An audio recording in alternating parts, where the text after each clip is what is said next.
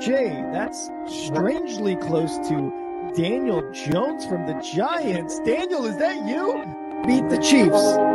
Show me. If the Broncos and Russell Wilson can show me that they can beat the Chiefs, then I will start believing. The crowd up.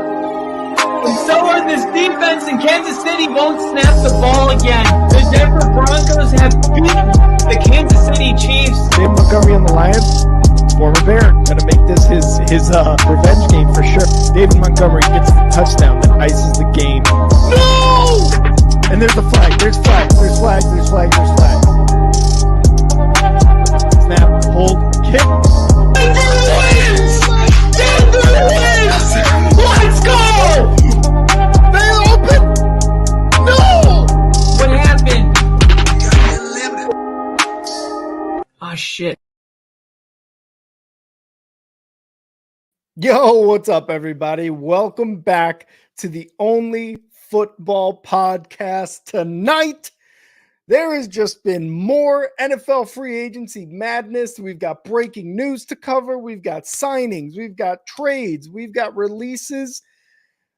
It's all so exciting, and Kyle and I are going to break it down. We're going to go over some of the biggest important signings and trades and releases that have gone on since Monday, since the legal tampering period. And of course, we're going to end it all off with the Chives with Kyle. Let's get it.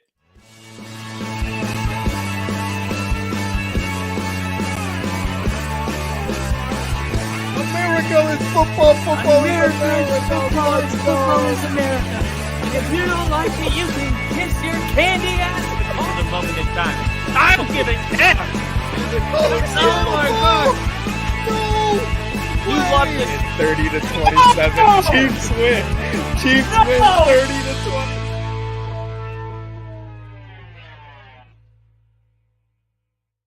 Woo! Ladies and gentlemen, welcome to the Only Football Podcast. As usual, we are your hosts. I'm Kyle and that's Rick. I'm Rick, that's Kyle.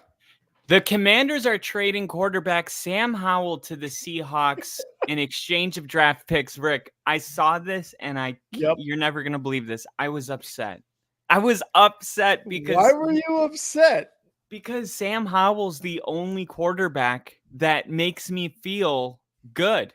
Like when I watch Sam Howell play, I'm like, this dude can really sling it. This guy's really got something to offer. I mean, he stepped into a situation with Eric Bieniemy as a first-time offensive play caller. And yeah, he threw a ton of picks, but he also threw for 300 plus yards. He was the top, I think for fantasy football, he was top 5, maybe 6 or 7, but he was putting up numbers. And yeah, the production wasn't there. You got a Commanders team drafting number 2 overall, which tells you how bad that team is.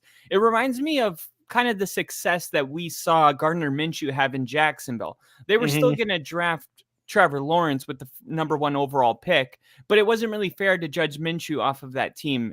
And I think Sam Howell's in a similar situation where they got a really high pick, so they're going to go on somebody with more hype.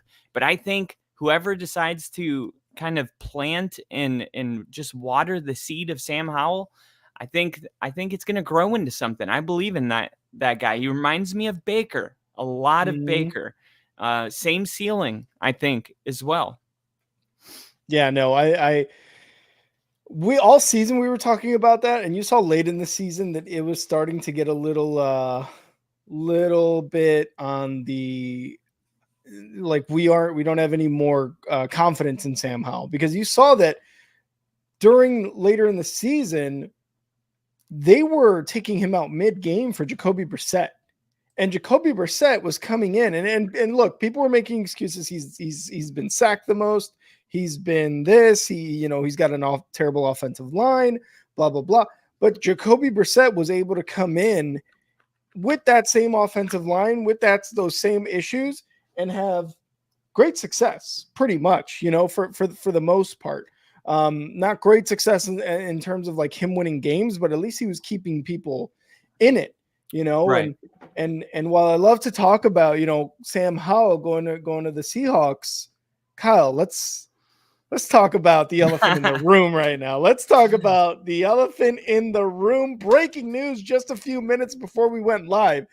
The Bears traded for wide receiver Keenan Allen. They send the Chargers a 4th round pick. Get that, Chargers. No more Keenan Allen. No more Mike Williams. Fuck you, Chargers. And that is Kyle. I don't know if you guys know this, but Kyle's a Broncos fan.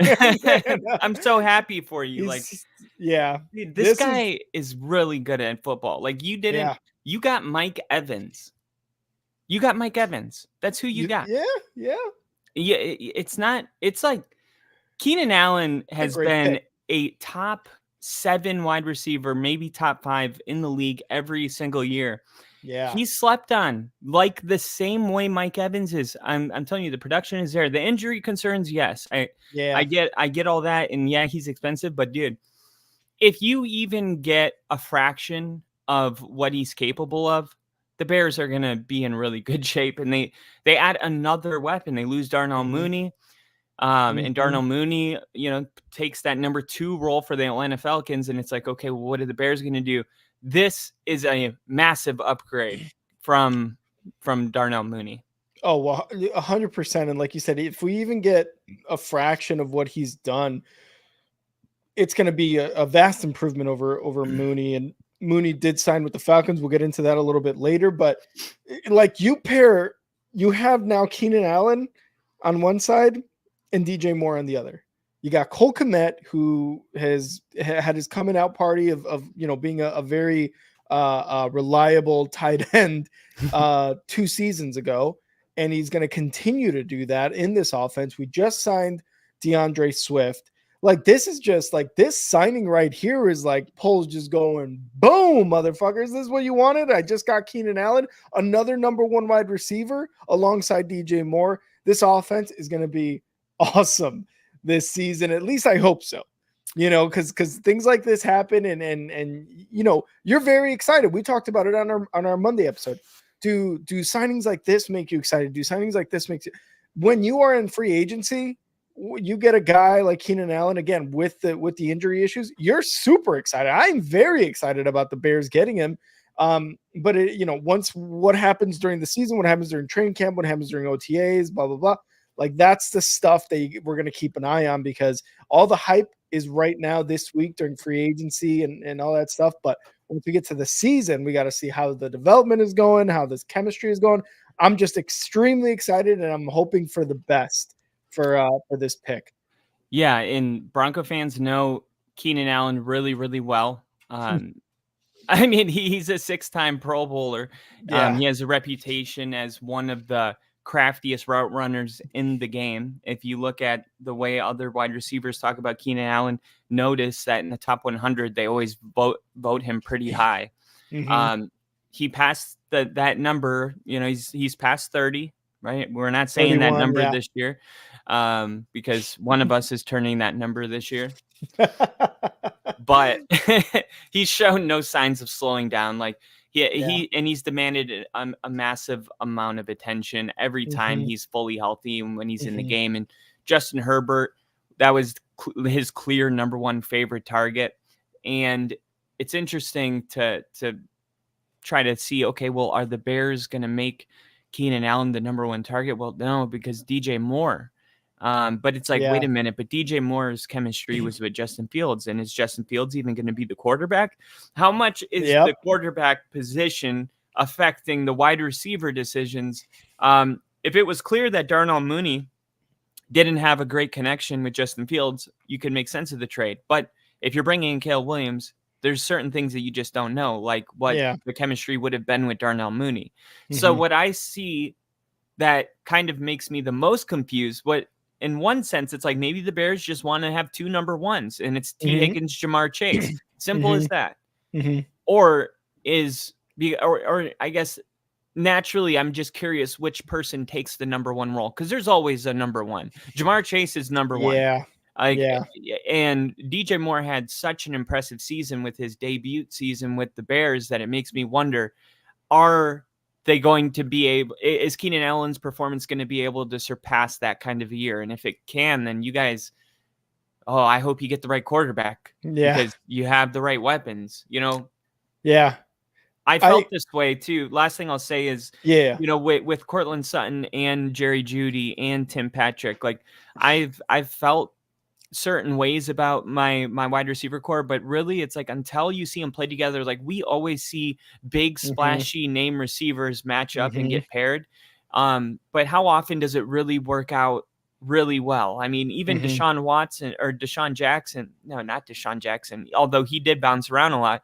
I was talking about Odell Beckham, who was pretty much an invisible person during the AFC Championship game and the divisional round. So I don't know. Like, I guess I'll ask you, do you think it's going to work out? And to my prior question, who do you think arises as that number one receiver? So the second part, number one wide receiver, I still think it's DJ Moore. DJ Moore is still going to be the number one wide receiver. We traded for him last year before the draft. We gave him Ryan Poles gave him the extension. And what did he do his first year? He surpassed 1,000 yards. He surpassed his touchdown total. He had a career day in terms of touchdown catches in one game with 3 against the Commanders last season.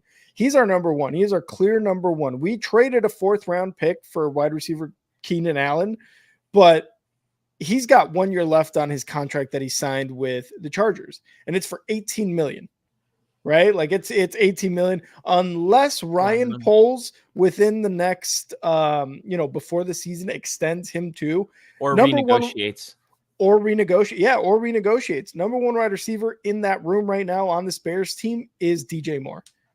I don't necessarily believe there's a question about it in the room. Outside, like us having a conversation about it right now, it's absolutely fair to think that because last year Keenan Allen had 106 catches. He had, I believe, over 1,000 yards or so, had a few touchdowns. Well, I think he missed a couple games. Yeah, and you know how I was saying Keenan Allen's like Mike Evans. Mike Evans had 10 seasons straight of 1,000 yards receiving. Yeah. Keenan Allen's been in the league only 7 years, but 5 of those years he hit 1,000, and one of the years it was like 992. So he was like 8 yards away from it. So he's pretty much 6 out of 7 years over 1,000 yards, which is the production that we haven't even seen DJ Moore have yet. I mean, because of his age, although I do expect him to have that type of success. It's just like Keenan Allen's the more sure thing at this point. He's like Mike Evans coming in, just a little younger, I believe. Because Mike Evans has been in for 3 more years. But I don't think Mike Evans, is he 34? Evans is 30 something. Yeah, for sure. And DJ Moore, 30. He's only 30. Oh, he's only 30. Oh, so he came into the league 10 years. Whoa. He came into the league at 21, dude. Wow. Yeah, they just came in like 4 years apart, like in age. That's insanity. Wow, that's so Keenan Allen has been the senior. I was gonna say that's just crazy to just think about how he's already had 10 total years of that, I get. And then to kind of answer your question, we got Tyler in here saying all these moves just to still lose to the Packers. I hate you. And then the quarterback question. I was listening to Part of My Take yesterday earlier. Oh yeah. And they were talking about Caleb Williams or Justin Fields.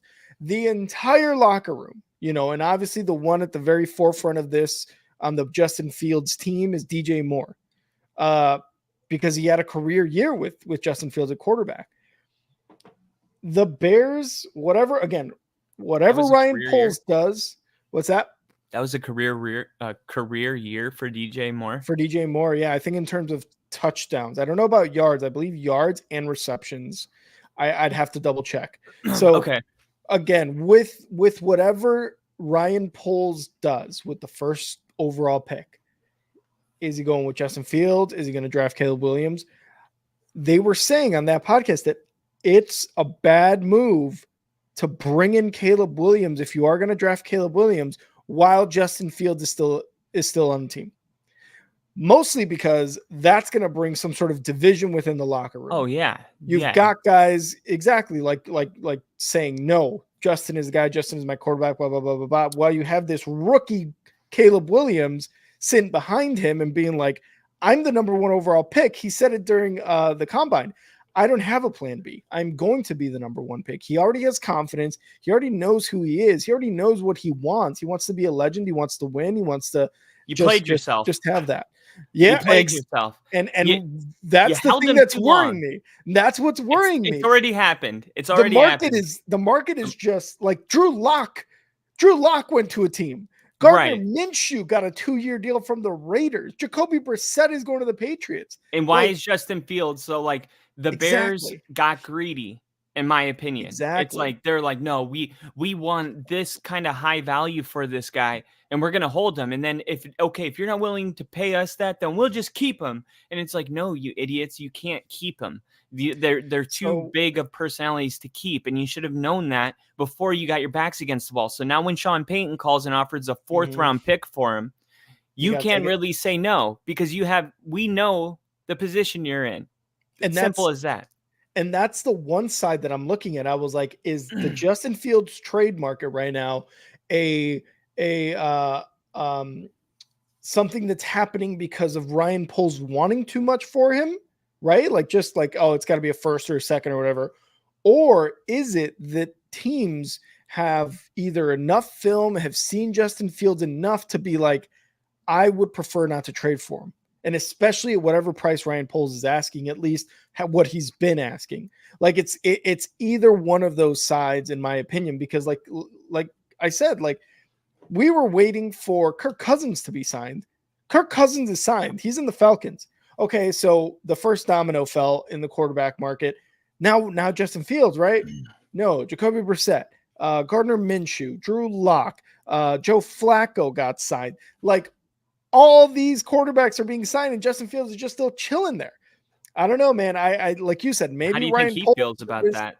Exactly. And I don't know if Ryan Poles showed his hand a little too early, wanted too much, or if just on the other side, because there are two sides to this, I think Justin Fields is not as good as maybe the media, maybe other players hype him up to be. People seen him. His 3 years in the league already, he has been injured every season for multiple games. He stands too long in the pocket. Terrible. Yeah, sure. I mean, his offensive lines have not been great. Absolutely. Most sacked quarterback. Yeah, most sacked quarterback. And he is very good at running the ball, getting those like amazing plays where he's running down the field 60 yards for a touchdown. But passing the ball is where the struggles really start. And if you're going to be investing in wide receivers, you want your quarterback to pass the damn ball to your top paid wide receivers. So maybe that's also an issue. I just don't know what exactly the issue is. Yeah, I agree. Like, we may be in a situation where all the scouts and teams have come together on Justin Fields, and the consensus is that it's just not there. The value is not there. I just can't buy into that, though. Like, you had him behind this offensive line, and then you had, you guys bring in Montez Sweat, and you start winning football games. You literally had your entire stadium chanting, "We want Fields." Yep. At the end of the season, or the week before the end of the season.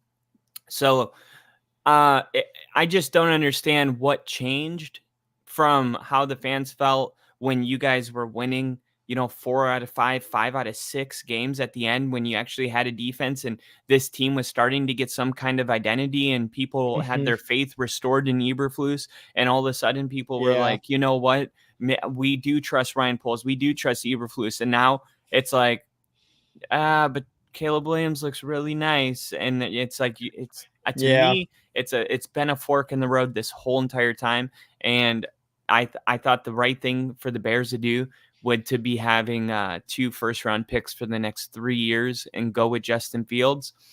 And if it doesn't work out with Fields, guess what? Next year, Shedeur Sanders and other big names are going to be the number 1 overall pick. And you'll have 2 for the next 6. I mean, this is a generational type move. And the thing is, if Caleb Williams is as good as Patrick Mahomes is, then it's a generational type transaction. So exactly. I just don't think I don't have that much faith in anybody, whether it's scouts or coaches, to know, hey, this guy's going to work out or this guy's not. Like, I think we can have a good idea, but there just like an overlying mystery to who's going to work and who doesn't, even though we can't pay Absolutely. people enough to figure it out. I mean, we Absolutely. had Caleb Williams number 1 this year. Who knows who goes last? But we Mhm. had Brock Purdy picked with the last pick, and we had Trey Lance and Zach Wilson. That's what Pick top 3. Yeah. that's what everybody came together and agreed on, Mhm. right? So to a certain extent, like, we just don't know. So when I lean towards, I guess I'm more conservative in this way, because when I say I would take the 2 first round picks for 3 years, it's because that's a guaranteed thing, right? Mhm. If you do that, now you have 6 opportunities to hit on whatever position you're drafting. Whereas Caleb Williams is like, all right, we're getting rid of all of these picks. He has to work, and you're putting all Yeah. your eggs in one basket. And I that's just why I'm like, it's a for sure thing Mhm. to get that value right now. It really is. Look, at the end of the day, the draft or what the players coming out of the draft do in the NFL, it's a crapshoot. It really is. Like you said, you came up with great examples. Look at Trey Lance. Look at Zach Wilson. Look at Brock Purdy, who was a Super Bowl quarterback last year, was an NFC Championship game quarterback the year prior in his rookie year. So, are you going to hit? Are you not going to hit? Again, it is up in the air. It is all about luck, and it is all about the player sometimes, what their work ethic is like, and what their goals are. It's just for Ryan Poles right now. Ryan Poles is a guy in a position that I don't think anybody envies, because you really just have 2 avenues to go down now. Do you draft Caleb Williams, a generational talent, like you said, across the board, being set by scouts, college analysts, the NFL, blah, blah, blah? Or do you stick with Justin Fields, who had a better year last year than his 2 prior seasons, but it still didn't really show those characteristics of a quarterback that you want, right? I'm saying this because if you decide to go the route you're saying, hey, let's get some first round picks for the next 3 years or so, at least we know they're first rounders and the talent is amazing, and you go with Justin Fields, okay. If it doesn't work out and Caleb Williams works out to be you are fired, you are a foregone conclusion No, in the world of not if NFL. you, Absolutely you are. not if you draft well. Not if you draft well. If you bring in 6 But stars like no, Seattle did but when they even lost then, Russ. But even then, you had the opportunity to not only have the 9th overall pick in this draft, but have the 1st overall pick, and didn't bring in a generational talent, assumingly, right, of Caleb Williams, and he works out in the next 10 years and becomes this Super Bowl winning quarterback, to a Bears franchise who has not been able to draft a quarterback since Jim McMahon. Like that. You can't draft somebody based on how people will perceive you. That's all the draft is, though. That's what I'm saying is GMs have been doing this forever. The thing is, what you and I'm pretty sure the entire NFL, anybody who watches football realizes, is these guys tend to either work out well, not work out at all, Zach Wilson, Trey Lance, or they're just kind of in the middle. You know what I mean? So what I'm saying is, like, with what Ryan Poles is going through, what his decision is right now is one of the toughest decisions that any GM can really have at this point, because again, look at the Bears franchise over the last 50 years, and you see one quarterback that has been very good for the Bears organization, and that was a trade from your Broncos to bring Jay Cutler to the Bears and become the quarterback. Woo! Vandy. That was the one. We cannot develop, and draft a quarterback for shit. So if this guy, Caleb Williams, works out and we go with Justin Fields and we say he had a great season with DJ Moore, we brought in Keenan Allen, DeAndre Swift, the defense is great, and you still miss on Caleb Williams and you don't get a Super Bowl in the next 5 years with this team that you have, you're done. You're done in the NFL. You're just done. Wow, I don't think so. Because look at all the people that didn't draft Mahomes, and they're all still here. Yeah, but I will say with Mahomes, like Deshaun Watson was up there as well, right? Like in terms of quarterbacks. Yeah, and Mahomes really wasn't, but Mahomes wasn't necessarily scouted as one of the top recruits. So yeah, He wasn't a Trevor Lawrence. He wasn't an Andrew Luck. He's not a Joe Caleb Williams. Burrow.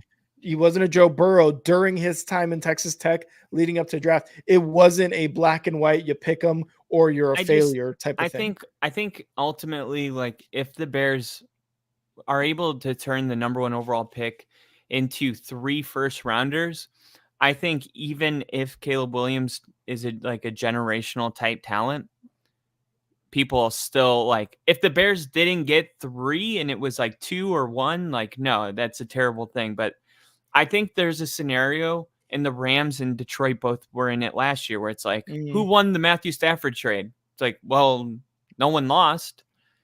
And if Caleb Williams is not generational, which it's more likely that he's great or good or just above average than the next Tom Brady. Patrick Mahomes. Statistically, Tom Brady.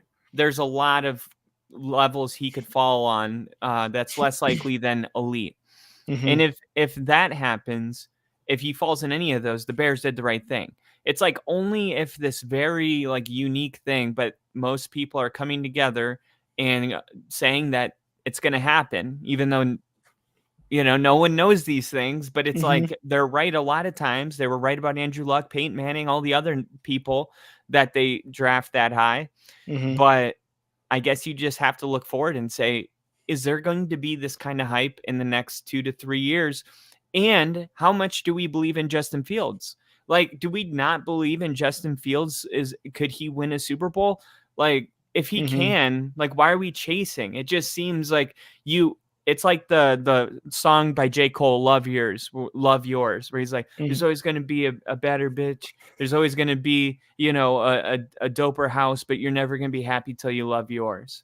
Yeah. And it's like, the Bears have everything they need. And if they use this pick, they can set their franchise up for multiple Super Bowls. And Justin Fields could lead them to that. And it could be like, we finally had a fork in the road, and we finally decided to water the quarterback seed and not chase. I totally see that.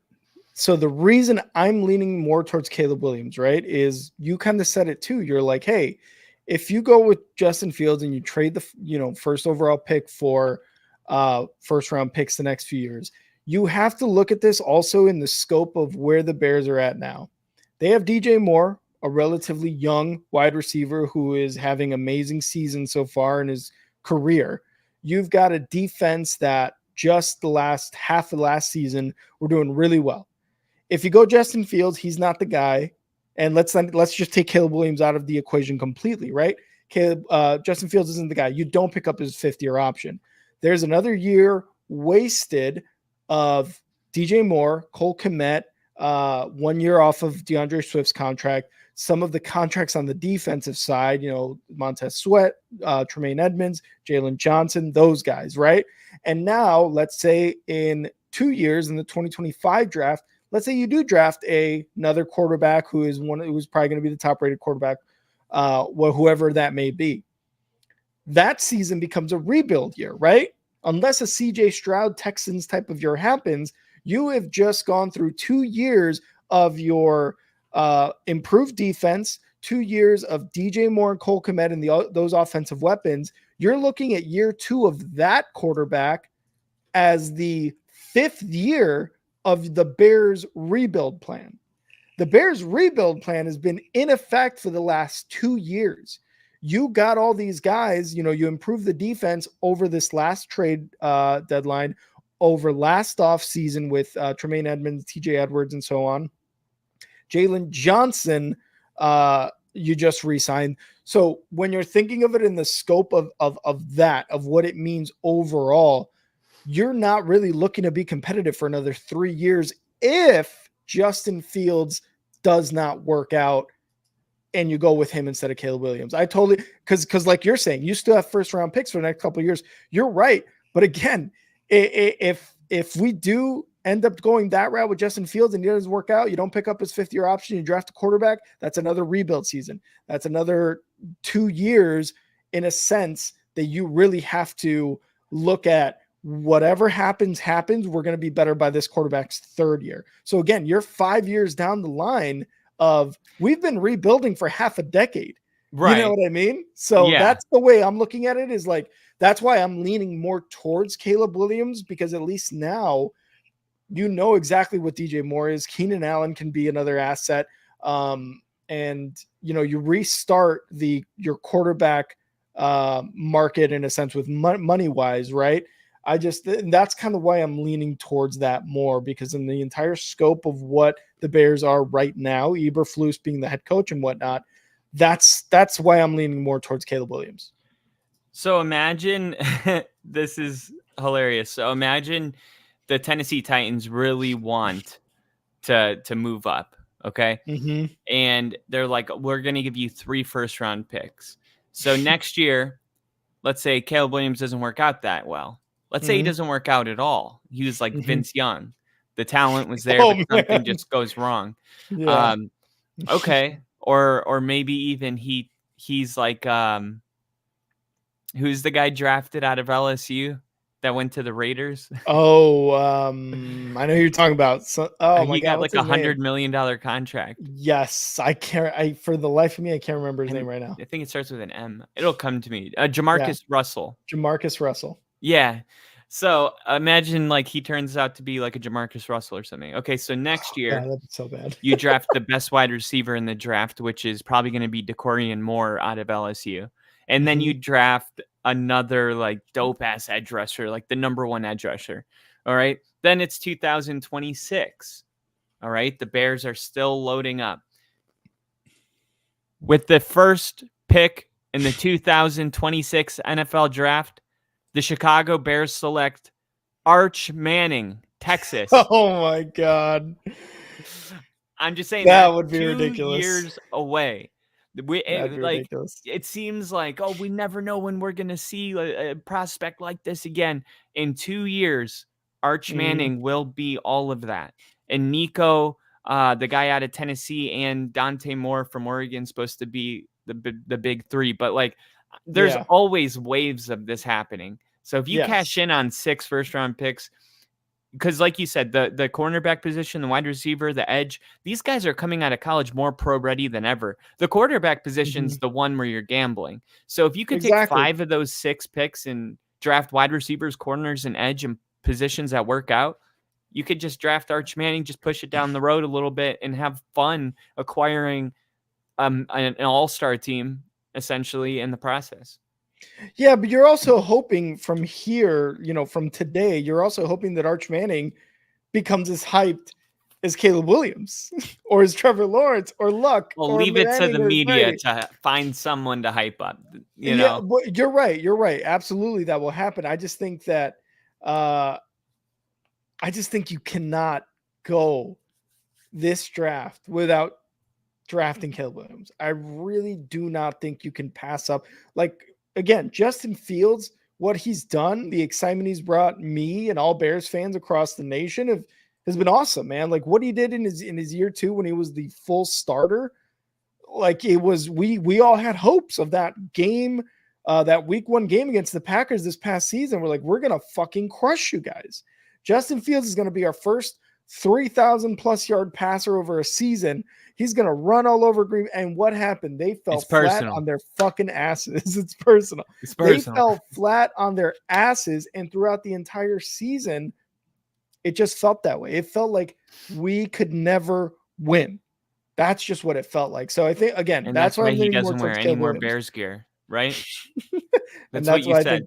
That's why I think he doesn't wear any more. That's why I don't wear any more Bears gear. Justin Fields might be the same. No, I was talking about you. Yeah, absolutely. Justin Fields too. But well, the last thing I'll say about it is Justin Fields was asked recently about this this whole thing, and he said he has no inclination. I don't want to paraphrase. Let me just pull it up really quick. I believe he said no inclination that the Bears will draft a quarterback, and that he's going to be the guy. which is weird, right? I don't know if he's just saying that, but he's saying, I Yeah. don't think we're going to draft a quarterback. Justin Fields, trade market isn't shrinking. It never existed in the first place. Man, he seems like he's all over the place right now a little Yeah. bit. I can't Yeah. imagine though. Like his whole life is just up in the air right now. But I wanted to close with this. Where did I say Justin Fields was going, Rick? The Broncos. And where is Justin Fields going to be when week 1 kicks off? He's probably going to be on the Broncos. Justin Fields is going to awesome. be taking the snaps week 1 versus Yeah. Russell Wilson against the Steelers Wow. in Denver. Wow. Let's go. Wow. 2024 is going to be crazy. Wow. All right. Let's move on. That's enough Bears, Caleb Williams, Justin Fields talk, but awesome trade for the Bears getting a wide receiver one, a second one, and Keenan Allen. Kyle, do you remember 2 years ago when the Titans did not want to sign AJ Brown to a, 4-year, $100 million contract or something like that? Do you remember that? Yeah, they traded him in the middle of the draft. They traded him in the middle of the draft. This year, Treylon Burks. Which hasn't worked out. The Titans just signed Calvin Ridley to a 4-year, $92 million Titans, contract. not the Falcons. That's what I said, the Titans. Oh, I could have swore you said the Falcons. I was like, what? He's going back home? I think you were like Calvin Ridley Falcons. Why do you say Falcons? It was Titans. No, the Titans. I'm going to clip it. Yeah, we'll have to actually. We'll see. The Titans did. I don't know. I don't really know what to make of this. Calvin Ridley, clearly probably one of the better wide receivers I would say on the market left, but not 4 years, $92 million worth. I don't know. Again, he had his year off because of the gambling stuff. Last year with the Jaguars, we've talked about it. He wasn't working out with the Jaguars. And now this offseason, the free agency hits and the Titans sign him for $92 million over 4 years when they could have had AJ Brown for probably just $8 million more over the same time period. What are the Titans doing, man? Well, the market is always going up, you know, so they gambled. They did exactly what the Lions did last season when they traded DeAndre Swift and then took the draft capital and got out of Alabama. What's his name? I'm blanking on his name. The running back. David Montgomery and Jahmyr Gibbs. Jahmyr Gibbs. Thank you. Yeah. Mm-hmm. And that's what they tried to do. They're like, hey, let's reset our clock. Jahmyr Gibbs doesn't need to be paid. We can get a rookie deal. And Treylon Burks just didn't work out. So it was a dumb move. Mm-hmm. You know, it looking back on it, it was dumb because Treylon Burks didn't work out. I mean, if Treylon Burks would have worked out, we'd be like, oh yeah, they're smart like the Lions, but he didn't. Yeah. But as far as like Calvin Ridley, I still think he's a wide receiver one. Like I still look at Calvin Ridley and I think anybody that's getting ready to make these kind of moves, you talk to wide receiver specialists, you talk to all these people and say, hey, is this guy worth an investment? Because he's not the richest wide receiver, but if he can produce as a top 5 wide receiver in the NFL, then you're getting a deal right now. And I think that's I think the people that really know football have come to an agreement about Calvin Ridley and how high his ceiling is. And I think it's on par with Amari Cooper and people like that. So I think he's got a lot of football left in him. I think he could be a top 5 wide receiver. I just think, you know, sitting out a whole year, joining a new team, now he's going to another team. Once he gets his feet underneath him, their production will increase. But the Jaguars, they didn't utilize him exactly last year in general. And when he did get targets, like he was making plays and touchdowns, and he's the best, one of, if not the best route runner in the NFL. Just a pure wide receiver out of Alabama. They make great wide receivers. And he only made that one mistake, you know, it's like, I don't know. I just think he's still very young. I get that. It's just he was like we've said before, there was stretches of games where Calvin Ridley's name wasn't even called upon. Sure, can we say it was on the offensive side, like the offensive coordinator, head coach, blah blah blah? Yeah, possibly, but it Or could also adjusting be back to the NFL. maybe adjusting back to the NFL. He's 29 years old. AJ Brown is 26. At the time when the Titans, traded AJ Brown, like you already knew, I feel like you already knew you had a top wide receiver in the league there. And he showed that immediately the next season when with the Eagles. They went to a Super Bowl. Like he was an immediate factor in that offense. I just think that the deal, and we're looking at this in hindsight, like you said. It's just like, what was the point of not signing AJ Brown and to now have to sign Calvin Ridley because Treylon Burks didn't work out? And you're 100% correct. Treylon Burks did work out. If we're talking about him like we're talking about a Puka Nacua, those type of wide receivers, like those type of guys that make an immediate impact on your team. Yeah, we're like, oh wow, they're adding a veteran wide receiver with Treylon Burks. This guy's going to be an asset, blah blah blah. We're going that route. Instead, it's like you guys just don't know what you're doing. It seems like ownership and the GM, although I think there may be different GMs now. I'm not entirely sure. They might be just on opposite sides of this table here. But Calvin Ridley, again, like you said, hopefully he does become something, because the mistake, it happened. Before that mistake, though, he was one of the elite wide receivers in the NFL.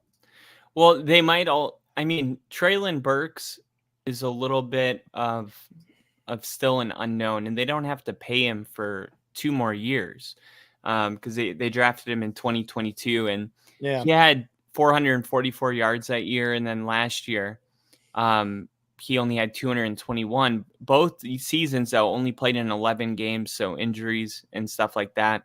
Mm-hmm. And I'm not saying that it's going to work out, but I think the Titans probably think, okay, we can't rely on him to be a number one, so we need a number one. And maybe in the process of bringing Calvin Ridley, we find out that he really excels as a wide receiver too, because the size, the strength, the speed, like all of those things are there. That's why when they got rid of AJ Brown, they drafted like his comp in the draft.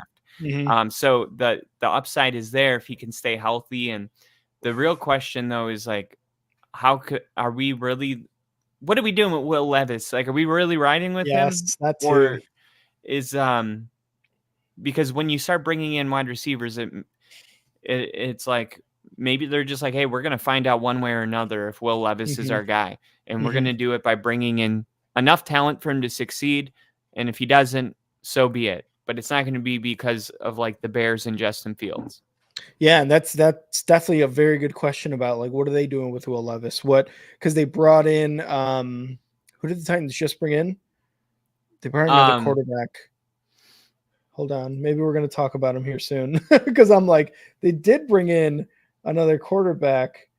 Oh yeah, yeah. Oh, who am I thinking of? Regardless, we might be talking about it. Who was it? Right? Titans QB. Mason Rudolph. Oh, there it is. That's who it was. And it's probably on the bottom on the ticker. I'm pretty sure I put it down there because I'm I remember Rudolph. Writing what it. Yeah. So it's just what are they doing? You are bringing some competition with Mason Rudolph, what he was able to do last year, the last few games into the postseason. Like it was cool. It was like, oh wow, Mason Rudolph actually can play at quarterback. But yeah, with Will Levis, I think you just have to go younger. Honestly, you probably want to go Will Levis here with a Calvin Ridley to see if there is any connection for those 4 years that you just signed him to, and to see again if Will Levis is a quarterback of the future, because you just got rid of Derrick Henry, you already got rid of AJ Brown, your entire team I feel like is aging. And I feel like you're starting. You are definitely in a rebuild now. Tennessee is definitely in a rebuild now. So yeah, but again, the Calvin Ridley signing a little confusing compared to what they could have, the same thing they could have given to AJ Brown a few years ago. They still have DeAndre Hopkins over there. They do, don't they? So you got DeAndre Hopkins and Calvin Ridley. and now Traylon Burks is a wide receiver 3. Like all of a sudden, Tennessee's quietly building something over there. I still think though, who'd they bring in at running back? The quarterback is still up Keenan in the Allen. air. Or Austin Eckler. No, that was the Commanders. It was somebody like that. Let's see. I don't think Tony Pollard. Tony Pollard. Yeah, somebody like that. I think I'm going to say it now. The Titans, I don't think will make any noise this season coming up. I don't think they will. Even with all these big signings. No, I really don't. I'm telling you right now on Pi Day. Oh, on Pi Day. Happy Pi Day, everybody. Happy Pi Day. I'm making an announcement. Oh, what you got for us, Kyle? I have something to say. Next year, Kyle? The Tennessee Titans will win. Mark it 7 football games. 7. Exactly 7 football games. It'll just be exactly 7. Maybe so not bold, but so betting over under 6.5. Wait, is that what it said at? No, I don't know. I'm gonna see Tennessee Titans wins projection 2024. 7.5. Hey, there we go. So Kyle's betting the under. Let's move on. And we are definitely going to keep an eye on that. Kyle's betting the under. He's saying 7 games. Just released a couple days ago, defensive tackle Arik Armstead, former 49er, has signed a 3-year, $51 million deal with the Jaguars. The Jaguars, man, bolstering up their team. They have gotten Gabe Davis.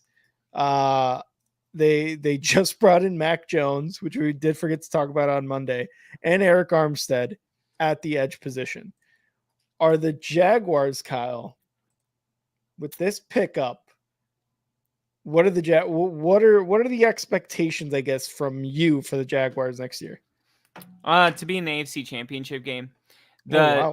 The Jaguars are a really special team, and they just broke down at a weird time last season. They dealt with a lot of injuries, but this was the momentum swing over the last 24 hours that the Jaguars needed. They were facing losing their number 1 receiver, which they did in Calvin Ridley. But now the Jaguars added this defensive pressure, which was a massive weakness. They didn't have interior pass rushers on the team last season. So they didn't, and then also they didn't play they didn't pay a lot of notable players. So you can tell that they're trying to figure out, okay, who's worth paying and who's not worth paying. And that's why you have tough decisions like Calvin Ridley. But now they address one of their biggest needs in getting that interior pressure. And considering how the defensive market has blown up in recent years, and Armstead is going to turn 31, or will turn 31 pretty soon. And he has injury questions and stuff like that, but he's as close to like a for sure guaranteed player as any that you can find. So I think this is huge for the Jacksonville Jaguars, and they're already the hype is already there because they got Trevor Lawrence at quarterback, and they had Travis Etienne was like the number 1 running back in the NFL last season, or top 3. Yeah, he was up there. And then Evan Ingram's really emerging as a really, really nice tight end. And then you bring in key defensive pieces like this. Brought in Darnell Savage too. And Darnell Savage, and I think, well, I bet the win total for Jacksonville's at 10. I'm gonna see. Yeah, because I mean I haven't seen their schedule, at least who they're playing. I could see 10. 10.5. 10.5. Yeah, I could see 10. I mean, still the under there, but I could definitely still see 10 wins. Yeah, and I think that's kind of what the expectations are. Like, if Jacksonville doesn't win 2 playoff games next season, they'll probably fire their head coach. Yeah, Doug Peterson kind of would be on the hot seat then at that point. And if they don't win above 10 games, or at least 10 games, then they're looking really bad. Just after the collapse they had the last season. I mean, obviously, again, Trevor Lawrence was injured, so that was a big hit to the team. But one more notable thing about this trade was that the Buffalo Bills. So Deanna Rossini, she works for The Athletic. She mentioned that the Bills and the Titans were also in the mix to get Armstead. So it makes sense that the Titans general manager would have been interested in him because he's his name's Rand Carton. He worked with him. But the point is Jacksonville comes in and steals Armstead from the Titans, who were interested.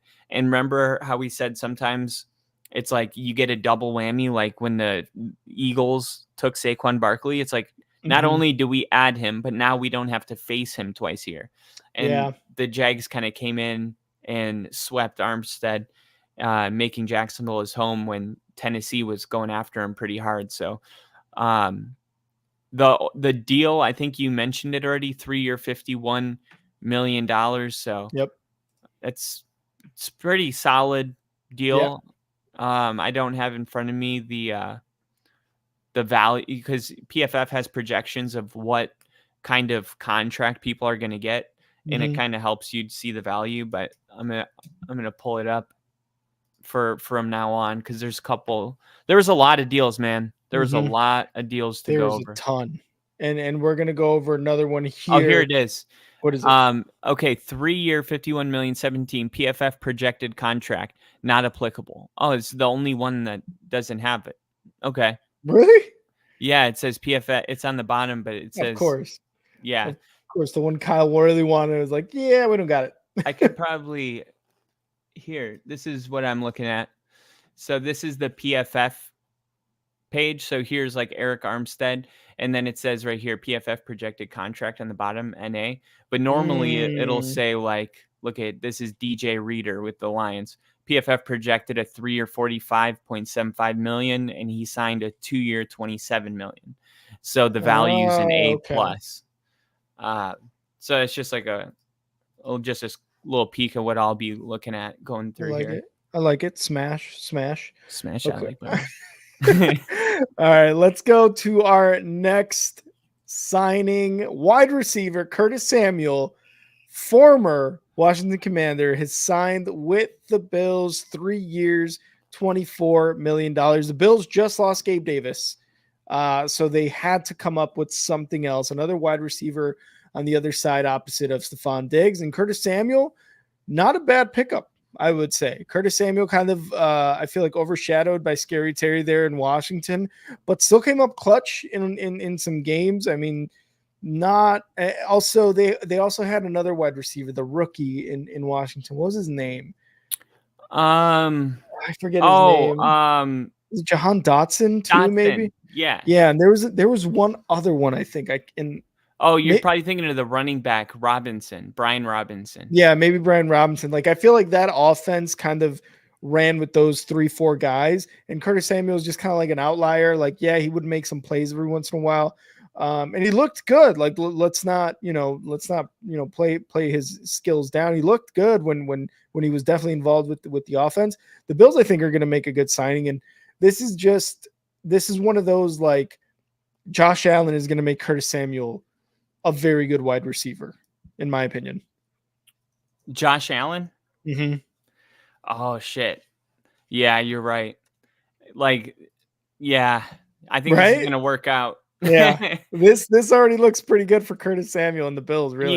You got Stephon Diggs, so you already had a big receiver, and you're kind of changing the dynamic, too, because last year, a lot of the season and the years before, you had Gabe Davis and Stephon Diggs as the 1 and 2.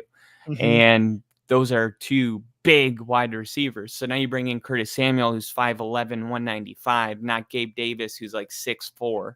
Yeah. I'm not sure if he's that big, but I think he's up there.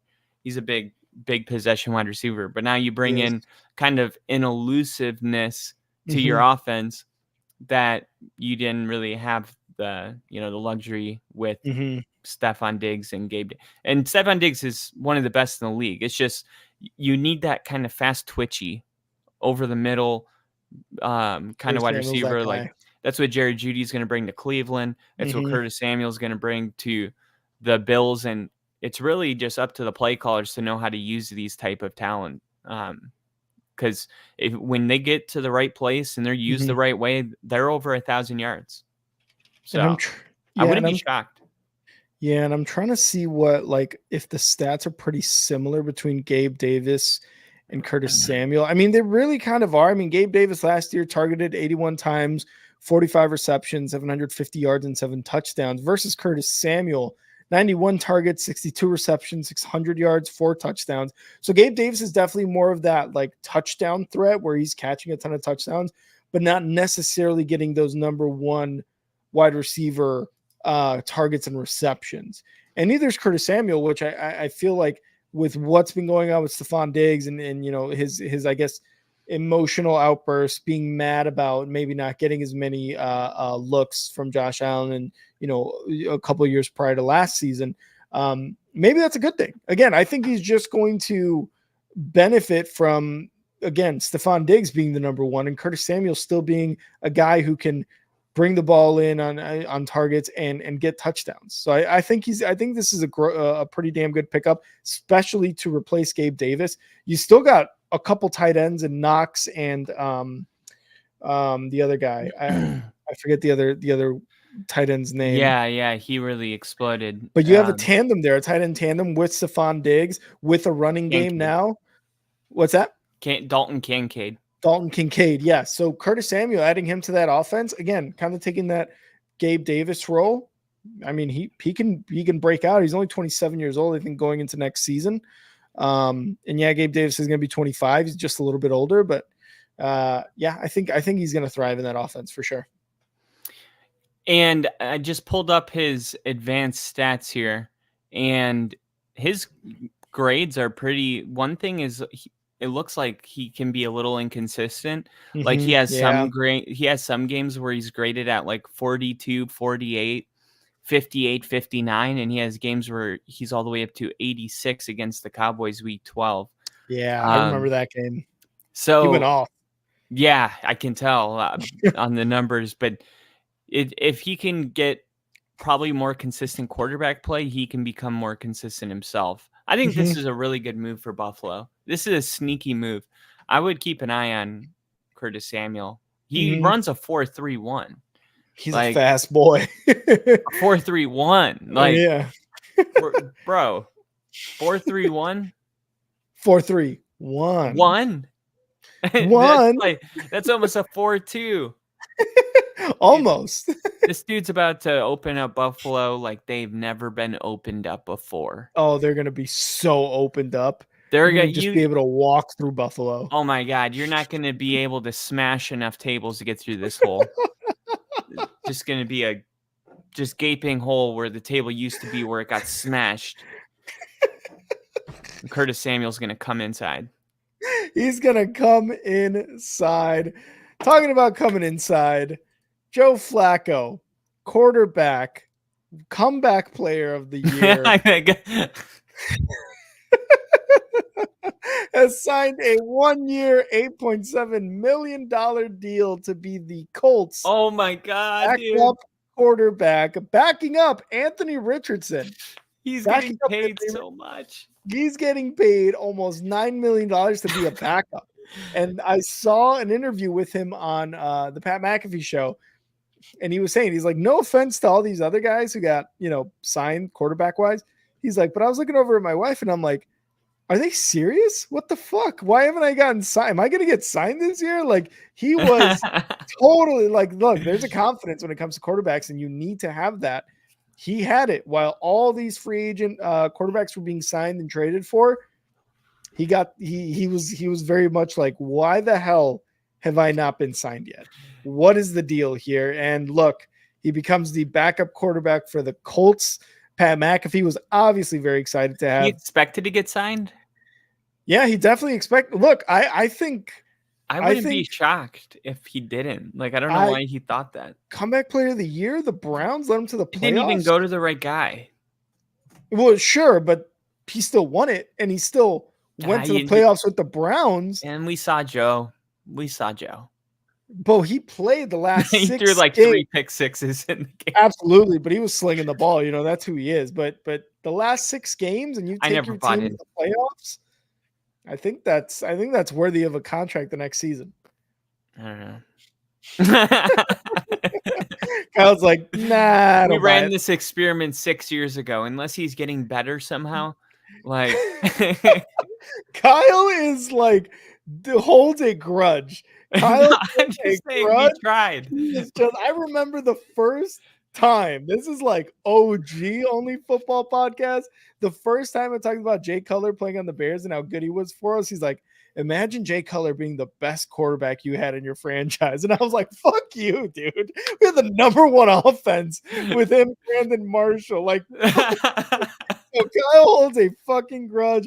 I will not be surprised if in 1 year's time, next offseason, we're talking about how Russell Wilson did with the Steelers, however well or however bad he did. And he's like, yeah, he's dog shit, to be honest. No. Kyle holds those We already. grudges, does not let them go.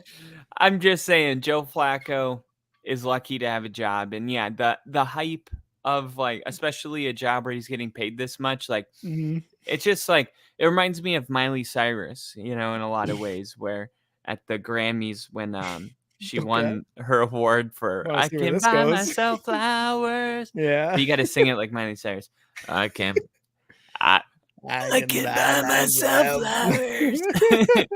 But in all seriousness, she was like, as soon as I stopped trying to win Grammys, I started winning Grammys. And I Yeah. feel like Joe Flacco, as soon as he just was like, I don't really give a shit anymore, he got better at football. And now he's Yeah. getting contracts and getting signed. And Yeah. there's something, like you said, attractive about wanting him on your team. Like there's just a glow, you know, to him. Yeah. Like an underdog mentality. We have a chance. And that's really like, it's worth $8 million. If your starting quarterback goes out and you got a guy that makes the whole fan base still think that they have a shot, like that's $8 million well spent. So Yeah, but exactly. he's gonna let you down. Just know that. Because the Colts are, I think at this point, you know, getting Michael Pittman back, and obviously Anthony Richardson hopefully coming back completely healthy for next year, they've got some expectations coming into this season. You know, obviously they were able to exceed them last season because you didn't expect them to be that competitive, and they really were competitive up until the last couple of weeks of the season to win the AFC South almost, or to get into the playoffs as a wild card even, right? And It's Gardner almost hard to Minshew, remember they were in the playoffs. yeah, it's oh my god, you're right. They were in the play. They were not in the playoffs. Yeah, they threw it to a third Oh, string running back on 4th down instead of Jonathan Taylor, who no, that was to get into the playoffs. Remember? that was to get that That was was against Cleveland, right? yeah, against Cleveland. Let's see, their last. No, that was against. Jesus Christ, who was it against? It was against either the That was in the Bengals. that was the wild card round. Are you sure? I just googled wild card round NFL 2023 and it shows the schedule. And on the schedule, it says that the games. No, it was. Yeah, it was. They did miss the playoffs. The failed 4th and 1 in week 18, missing the playoffs comes down to a variety of factors. And it certainly was what ended their chance at the postseason. Yep. That's what it was. The drop, like you said. So that was in week 18 or their last game of the season. Yeah. Okay. It was like playoff implications. So exactly. Exactly.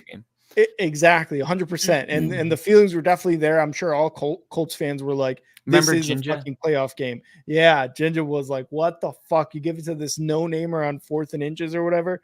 So they definitely have some expectations. I mean, Flacco again is in terms of backups, would you rather have him or Drew Lock or Gardner Minshew? Like, I would rather have. I think you go with Flacco. He was 4-1. I think I would rather have Drew Lock or Gardner Minshew. I like Drew Lock. I like Drew Lock because we saw him come in, do a Monday Night Football game and throw a touchdown pass to beat the Eagles. Sure. Yeah. And I thought that Drew Lock was always going to work out if he had more time to sit behind and not get thrown into the fire. So, it's kind of like the Trubisky thing, like how he got thrown into the fire.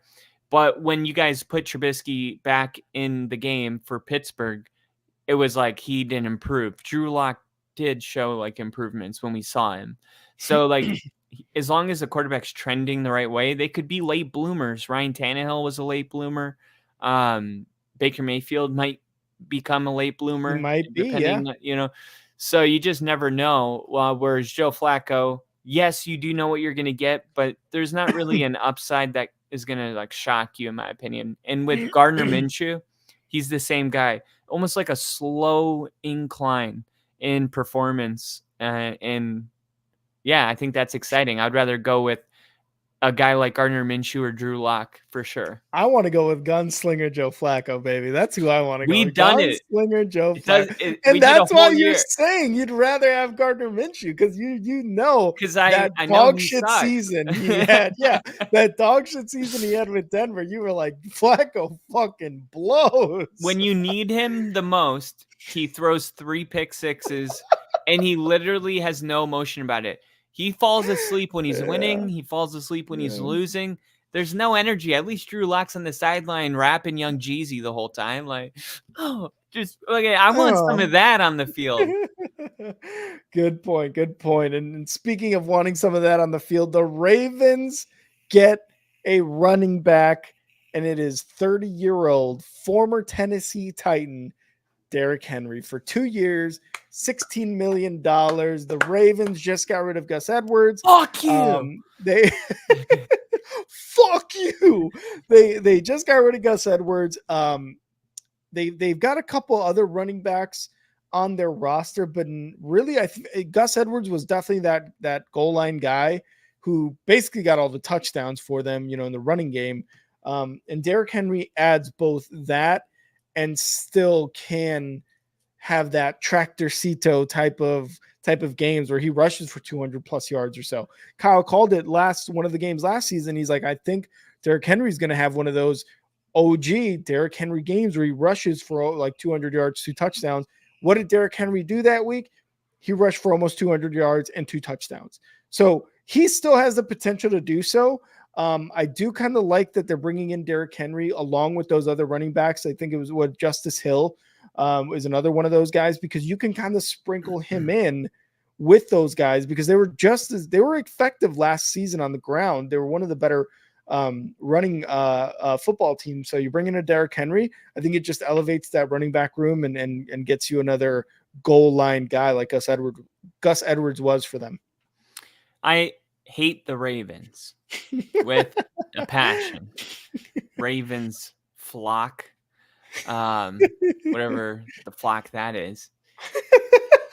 The grudge he holds. I say that to say that this is the best signing of all free agents so far. Wow. This is not Saquon Barkley to the Giants or to the Eagles. That's number 2. Okay. This is just even better because Saquon Barkley to the Eagles is like, it's almost so much talent. You're like, is it going to work? And this is a perfect fit. And even when Derrick Henry was asked about choosing the Ravens, he said it was a no-brainer for me.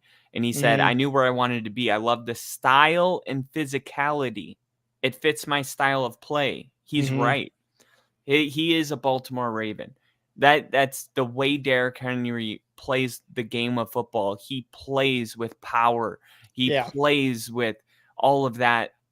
But Lamar Jackson is elusive and quick. So you have brought in a yin-yang, a perfect complement to Lamar Jackson's style.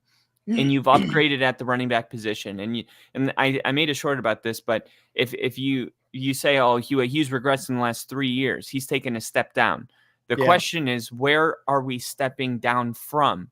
This is a guy that ran for 2,000 yards in a season. So if you were taking 3 steps down from that, you're still producing really good numbers. And that's why Derrick Henry on PFF was ranked 3rd of all running backs in the league last year. So yeah, he might be taking a step down, but he's taking a step down from heights that no running back has reached in the NFL currently. Maybe Christian McCaffrey, but Derrick Henry is still one of the most elite running backs in the league, and he's joining a team where they need something to get him over the hump. And Derrick Henry's at a point in his career where he wants a ring. And this whole pair of personal needs, team needs, and style, and I guess identity of the team, like this couldn't have been a better fit. Derrick Henry to the Ravens makes sense. Yeah, and the Ravens, obviously they signed their young, like outstanding defensive end, what's his name, Matabuke, Justin Matabuke, to that extension. You're bringing Derrick Henry. You've got an already amazing defense. Lamar Jackson just won another MVP. You're hoping that he continues to improve. He finally won a playoff game, and it was very he did so. The Ravens won that playoff game with it was convincing. It was a convincing win. You saw that and you're like, hey, the Ravens going to the AFC Championship, this is going to be scary for the Chiefs. Obviously, we saw what happened. But you're hoping that you are trending in the right direction. Yes, they lost their linebacker Patrick Queen, but with Justin Matabuke there and the addition of Derrick Henry, and I'm assuming how they're going to build through the draft and what the weapons they've already got there on both sides of the ball, you're just expecting Kyle Hamilton. You're just expecting them to win a very, very tough AFC North, or at least being in the conversation of winning the AFC North for a second straight year. So I like what you said about the yin and yang with him and Lamar Jackson. And I think, again, like I said earlier, that applies with the other more elusive, quicker backs that they have in that running back room. So, yeah, like you said, this is a really good signing for the Ravens. You hope that in these 2 years that you have Derrick Henry, you can definitely have those spurts of what Derrick Henry used to be when, his first few years in the league, and those playoff runs with the Titans he had a few years ago. Rick, did the Dallas Cowboys, we're still talking about Derrick Henry here, but we can't pass up on an opportunity for those Dallas Cowboys tears. And there may be fans believing that the Cowboys stepped over the line. Over this line. Just step over that line. Over any line. Oh, you stepped over the line. Step over a line. Why did the Cowboys step over the line? Well, first they were talking about the lack of players that the Cowboys signed in the opening days of free agency, such as players like Derrick Henry. But then when they asked Derrick Henry about it, he said the Cowboys never called at all. That's where I stay in the offseason. I'm at the back end of my career, and that's a great organization. It would have been a great opportunity, but I'm thankful I ended up in Baltimore. So first, when they asked him about it, it was like the Ravens were the only team, and I still think this is the better fit for Derrick Henry. But then when they asked him later about it, he's like, the Cowboys never would have called, and it would have been a great opportunity to, he would have been happy to be a Cowboy. Should the Cowboys have picked up their phone and start dialing? Pick up the phone and start dialing. Does Jerry Jones think you're a piece of shit? Good. Pick up the phone and start dialing. I want you to deal with your problems by signing expensive running backs. Who else are they going to get? Who else are they going to go for in the running back? They already lost Ezekiel Elliott. And look, the Ezekiel Elliott thing, he was clearly just digressing every year, it seemed like. And then it just showed even more with the Patriots. Tony Pollard didn't work out when you gave him the running back 1 reps. Now, you have to draft somebody. You have to go with whoever it is you have in the running back room now. Like, maybe they might work out, maybe not. Maybe, you should have signed Derrick Henry, at least a splash move, because the Dallas Cowboys are one of the only teams, I think, without making a move. I think they signed like a 28-year-old vet. Let me see, who was this? That's you. Reached an agreement. Did not make a move. They had made long snapper. That's who they made the move with. Their long snapper. So that's the only move they've made, it seemed like. Air crew. These are our wings, by the way, guys. That's our warfare device for the Navy, for our job. It's gold. It's gold. It's only the only other gold warfare device guys in the Navy, the fucking SEALs. Fucking SEALs and aircrew. That's We're it. basically SEAls in the air. Anyway, We're the only ones that wear gold. they should have picked up the phone, man. They really should have tried to get on the phone here with Derrick Henry. Maybe other running backs, maybe like a DeAndre Swift, for example. Shit, could you imagine Saquon Barkley on the Cowboys right now? Like, how excited would Cowboys fans be? They're going to give him money. And that was actually an expected move throughout last season. It's like, man, can't wait to get Saquon Barkley in free agency, that, Cowboys fans are saying. And instead, you guys signed a long snapper. That's it. That's all you guys have done this free agency. I mean, good for him. Good for long snappers. You can't not have a good long snapper. But the Cowboys are pretty disappointing right now. You can't not have one. Exactly. So you can't not have one. You can't not have a good long snapper. One. No, you can't not have one. Double negatives. Yeah. No, you can't not have one. And I think it is a good move by the Cowboys. But at some point, like, you can't just keep spending money. Like, what's their cap situation? Like, what did they want them to do? And it's also like the Cowboys, you don't even know where you need to improve. So what do you like? You guys were really good and you got blown out. Like, what do you want? A new quarterback? A new running back? I mean, okay, fine. But if you were going to go that route, why wouldn't you just keep Tony Pollard, like you said? Yeah. Like, I don't understand what the fans want. Like what is that glaring weakness on the Cowboys? Like, no, they just can't get over the hump. Just not choking in the fucking playoffs. They just choke in the playoffs. That's what they do. That's literally it. That is literally it. Like, I feel like the Cowboys, they have Dak, they have CeeDee Lamb, they've got they could have, let's say, they could have Saquon Barkley on the team.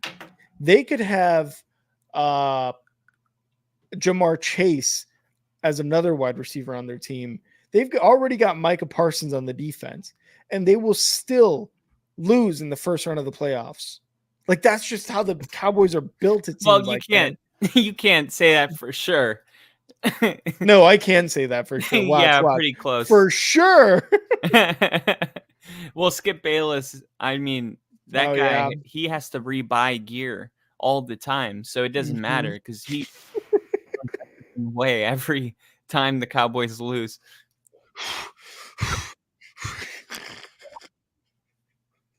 Okay, Skip.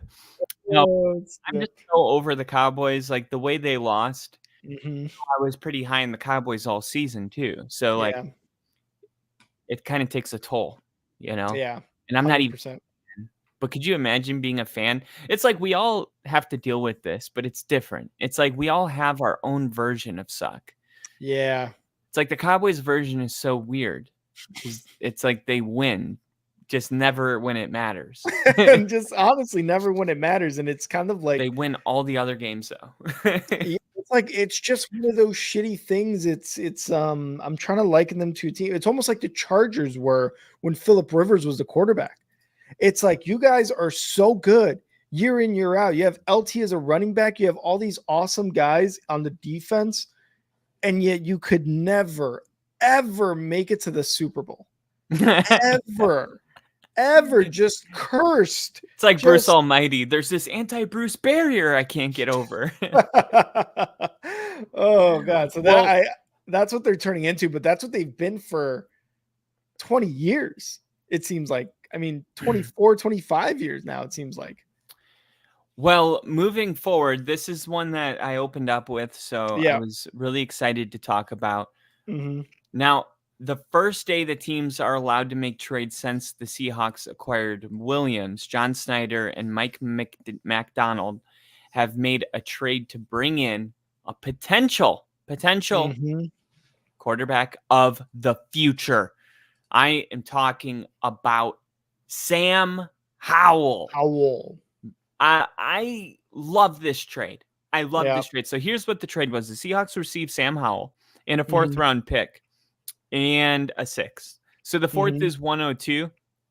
The 6th is 179. The Commanders receive a 3rd. number 78 and a 5th. So Mhm.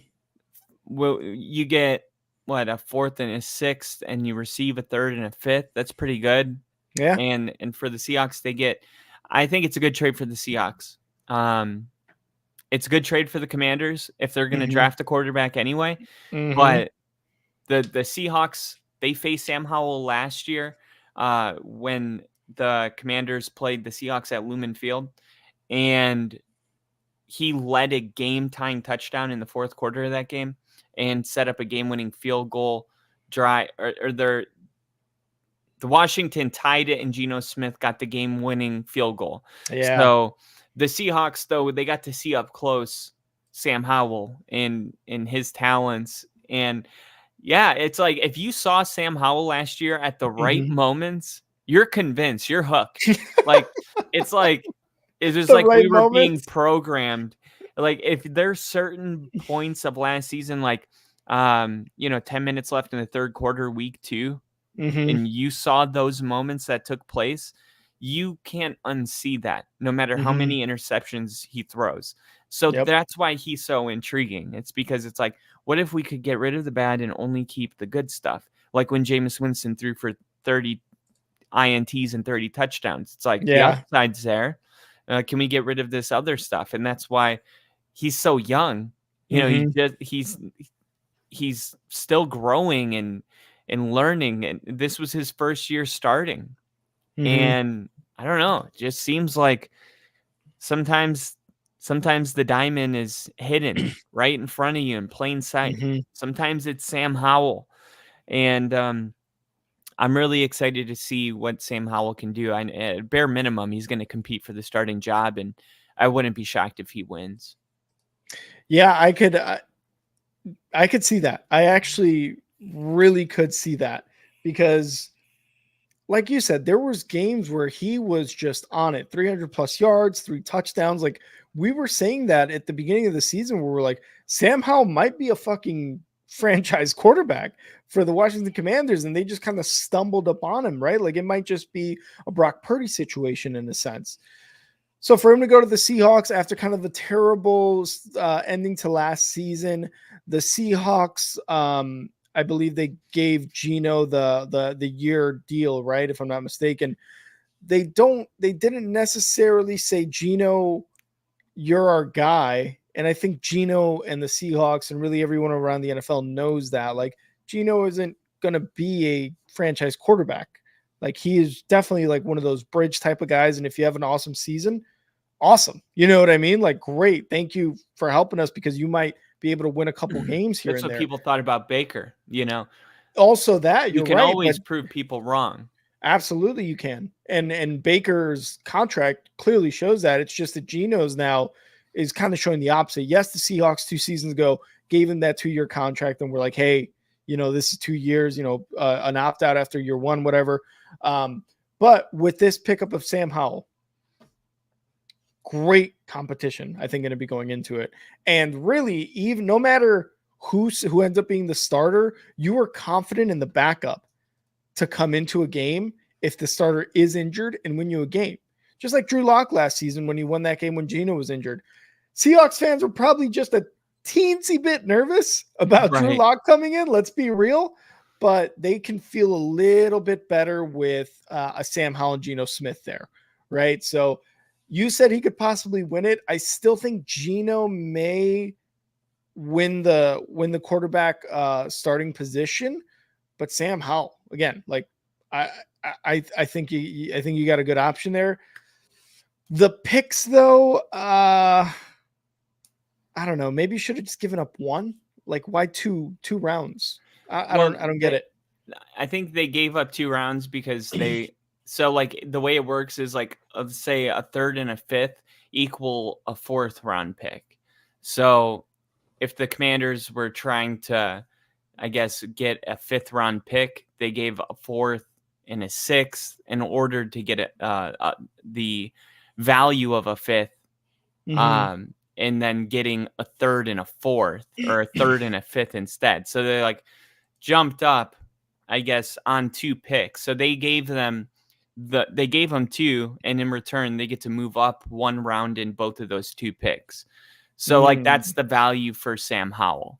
So he got them basically to come up 1 round earlier in both rounds. And I think the only way to balance it off was to do it that way. Like a lot of times you see like when it's not so black and white, like give me a 3rd and I'll give you a 2nd.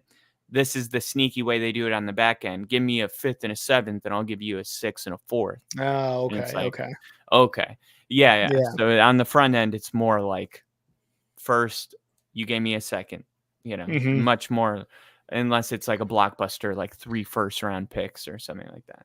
So, with this signing being made, and Bill put up his Gino's contract, like he's still good through 2025.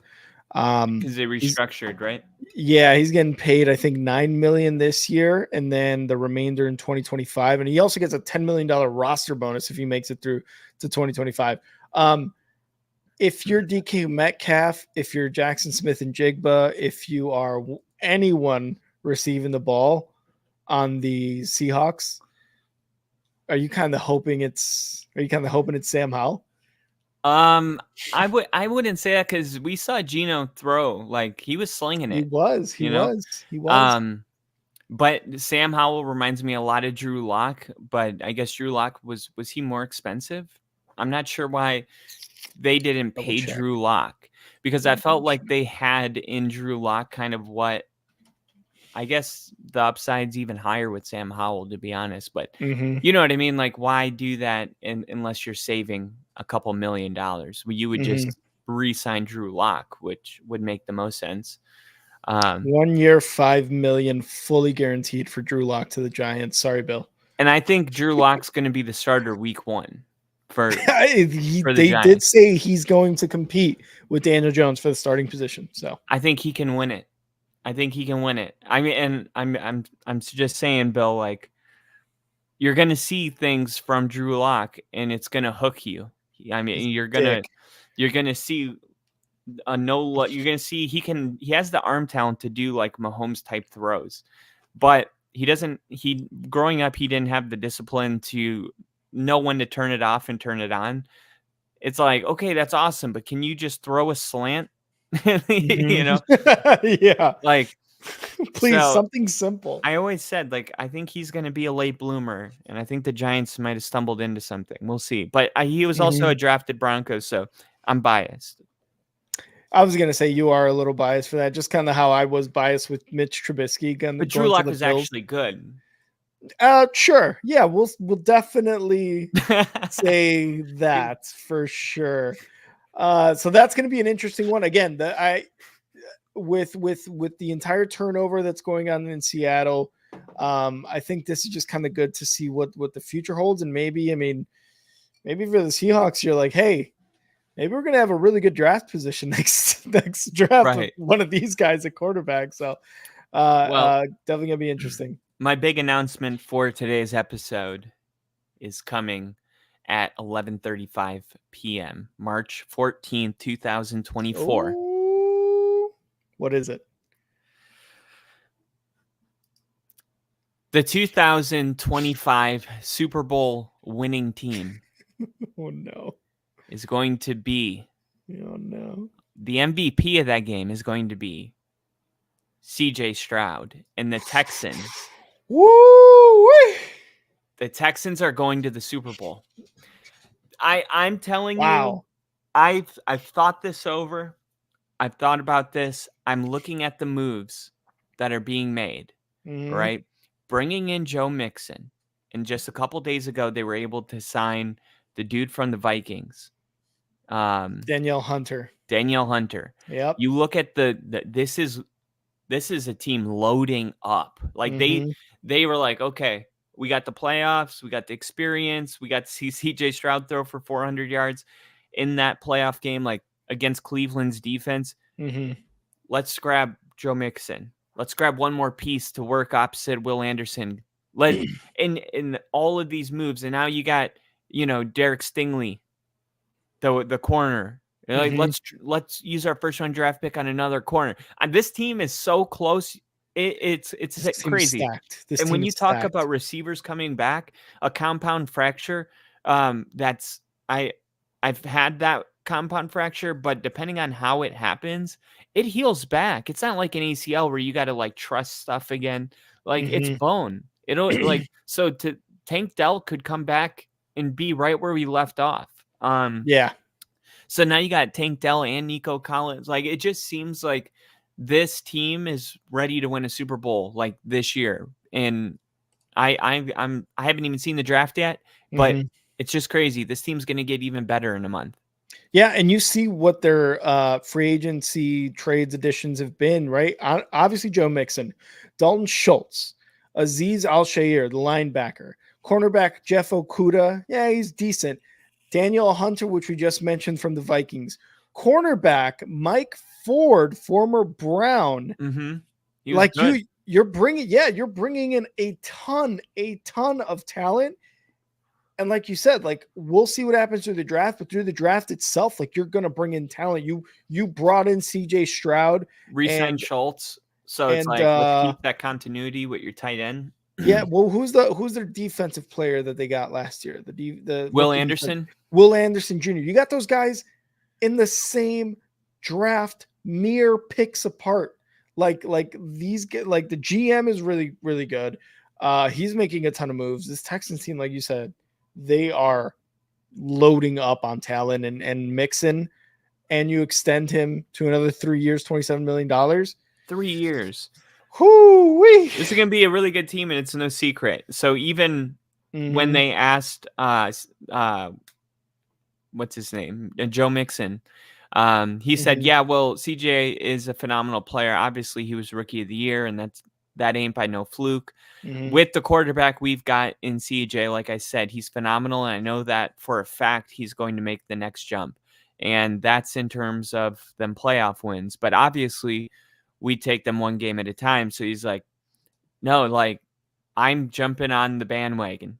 All Yeah. right, like the CJ Stroud is going to take that next step. Yep. Like, imagine how good he was as a rookie. Imagine what's next. Just imagine what's next. It's not going to be normal. It's going to be Mahomes like. And you hope that, like you said, Mahomes, like you hope CJ Stroud and that entire team continues to just trend upwards if you're in Houston. Oh, yeah. Especially I think again. that's the only way. I mean, yeah, can't get worse. Especially again with what happened after, the whole Deshaun Watson debacle. And Bill, please ask the question, put it in the chat. I'm going to star it to make sure we get back to it once we're done here. But yes, we will definitely answer a question for you, Bill. All right. Joe Mixon, obviously a huge trade there. The Falcons signed Kirk Cousins. We talked about that on Monday. One of the biggest, names in free agency, really the best one in terms of quarterbacks that went to the Falcons. They added Darnell Mooney, and then they traded Desmond Ridder to the Cardinals for another wide receiver, Rondale Moore.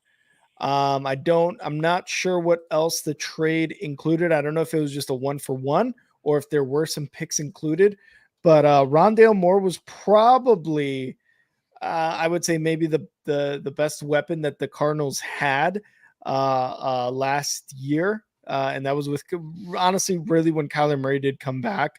40 receptions, 352 yards. He had 1 touchdown, 17 first downs.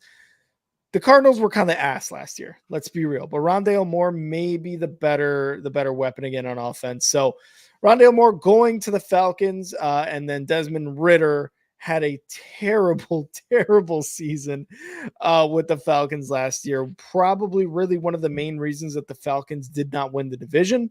They didn't go to the playoffs. The quarterback play between him and Heineke was just bad. It was just overall bad. Tons of mistakes. Tons of miscues, and again, probably one of the reasons that Arthur Smith also got fired. And I'm not saying Arthur Smith was a good coach either. So that was definitely a bad coach. I'm not saying. Sorry, I'm not that Arthur Smith was a great coach. He was a decent coach. I wouldn't say he was a bad coach either. There are some decisions that he made last season that were just like head scratchers. But Desmond Ridder, again, probably one of the reasons that the Falcons were as bad. And now the Falcons upgraded to Kirk Cousins, bringing in Rondale Moore, adding Darnell Mooney, already having Drake London, Kyle Pitts, and Bijan Robinson. You're just adding some role players here for that team. And you know what's weird is so the Falcons are getting Rondale Moore. Mm-hmm. Okay. Rondale Moore is actually from Indiana, which is a little bit closer to home. Oh, wow. Fun fact about him. Purdue. Yeah, he went to Purdue. Mm-hmm. But he was born in New Albany, Indiana, and he grew up he was born in June 9, 2000. Only 24 years old, or turning 24 in 2 months. He grew up on the same block do you watch NBA, Rick? Not really. Well, Romeo Langford is the guard for the Boston Celtics, and Mhm. they grew up on the same block, and the two played basketball together until their sophomore year in high school, and then he went on to Indiana, and then Mhm. he went to Purdue, and now he's in the NFL, and he's with the Boston Red Sox. So it's just cool. Little Yeah, backstory okay. about Rondale Moore. I didn't Like know a that. ton about him. Yeah, no, and his stats kind of just don't. They're not great. He's been in the league 3 years. I mean, he's going to be 24, I think, by the time the new Ooh. season starts. He's had 135 receptions, 1,200 yards, and 3 touchdowns, 1 touchdown in each season. So he's definitely like a very young guy.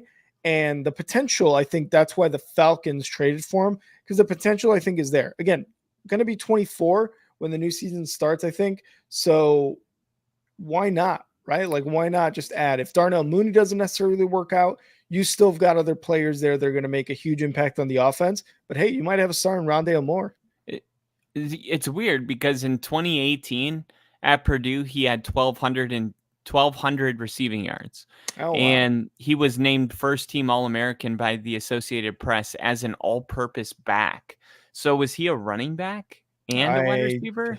No idea. I know he's a wide receiver now, that's for sure. But then in 2019, the year after that, he only had 387 yards. And then 2020, he had 270. And he only played in 3 games and then 4 games in those 2 seasons. And then he was drafted. Dude, he's only 5'7", 180. He must have dealt with like injuries. Yeah. So he had one good season with Purdue. Then he played a total of 7 games from 2019 to 2020, not getting combined 1,000 yards. Only 500, 600 yards combined the 2 seasons. So whoever drafted him was like, he's been injured a lot, but he had that one good year. So maybe he'll be really good, but he hasn't been really jumping off the page no in Arizona. So we'll see. This might be his last shot. It really might be. Yeah, it really might be. And again, they might unlock something. They might unlock something from Rondale Moore. Again, small guy, skinny guy, but very young guy, possibly over the middle, slot receiver type of guy. We'll see. Oh, the last thing. In his first game with Purdue, in his first game overall, he had a 313 all-purpose yards, which was the record in Purdue history. Oh, my God. So scouts were just like pinpointing that game, like this guy right here. Yeah, this guy's going to be a winner. This guy's going to be a winner. All right, let's move on to another wide receiver who is a little bit taller, a little bit bigger, and now the number 1 target for Bryce Young. Wide receiver Deontay Johnson is traded to the Panthers from the Steelers. I saw this one and I was like, what? Like, what just happened? Like, the Steelers had Deontay Johnson, and they also had George Pickens. You had a 1 and 2 combo right there. But I looked at this and I was like, this is another Le'Veon Bell. This is another, oh my God, I can't remember, Brown. Antonio Brown. Antonio Brown situation. Like, again, it just seems like big offensive stars for the Steelers just, I don't know. They just seem to get dealt away even after being able to produce and being able to show that they can be playmakers. And it happened again. Deontay Johnson, probably one of the better wide receivers in the league, gets traded to the Panthers, and the Panthers and Bryce Young, they're loading up on offensive line talent, I believe, if I'm not mistaken. I'm going to double check here. They got 2 guards. They got 2 guards. Okay. they are, which is pretty good for the offensive line. And now they have a number one wide receiver, which is something that Bryce Young and really the Panthers in general lacked. They're still going to have Adam Thielen there, which is a really good veteran presence and a guy who would catch a lot of balls with the Vikings. But Deontay Johnson just adds that number one wide receiver feel. And I mean, for Bryce Young, if you're Bryce Young, you got to love this. Yeah, I was talking about this, I think yesterday, and I was saying, I think this is exactly what Deontay Johnson needs.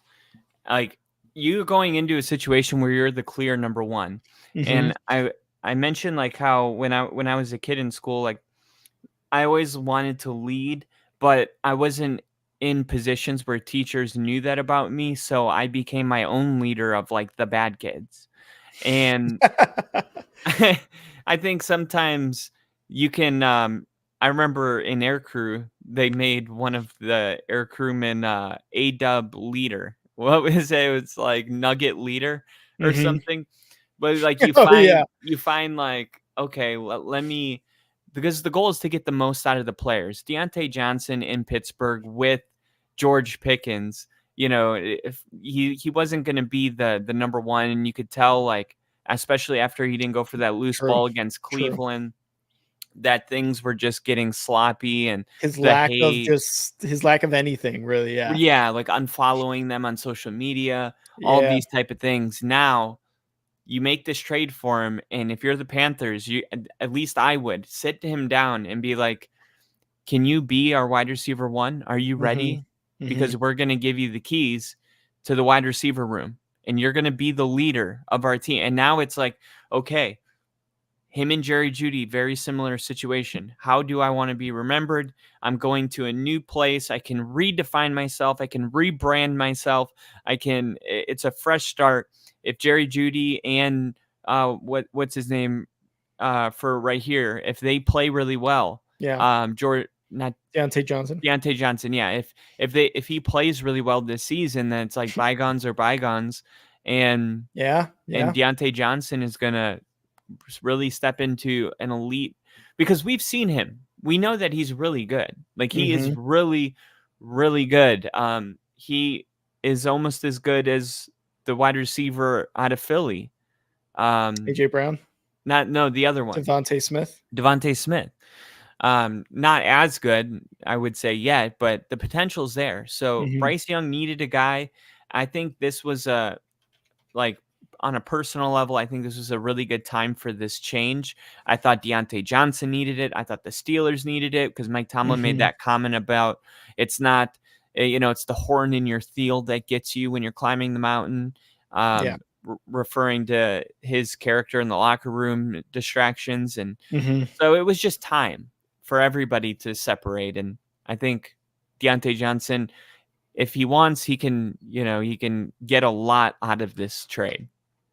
Yeah, absolutely. And you're hoping, if you're the Panthers trading, you're hoping you're getting 2021 Deontay Johnson, who had 1,100 yards, 8 touchdowns, 107 receptions. You're hoping he does that. And I think, to your point, I think he will, because he is the clear number one, right? Like, he is the clear number one. He doesn't have to deal with, maybe we'll see. He doesn't necessarily have to deal with whatever the quarterback room is going through, with Roethlisberger transferring over to Mitch Trubisky or whoever, Kenny Pickett. Like, you don't have to go through that.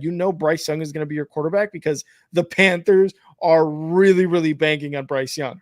So at least who your quarterback is going to be. You don't have anything, any questions about that. And like you said, you are the clear number one in that wide receiver room and on that team.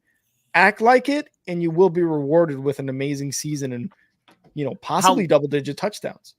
But how long until Deontay Johnson is mad that his quarterback is 5'10", getting thrown around and getting sacked? Like, he's going to have, his opportunities to be frustrated next year. We know that, right? Well, at least we'll know this. Deontay Johnson will look him eye to eye, because Deontay Johnson is also 5'10".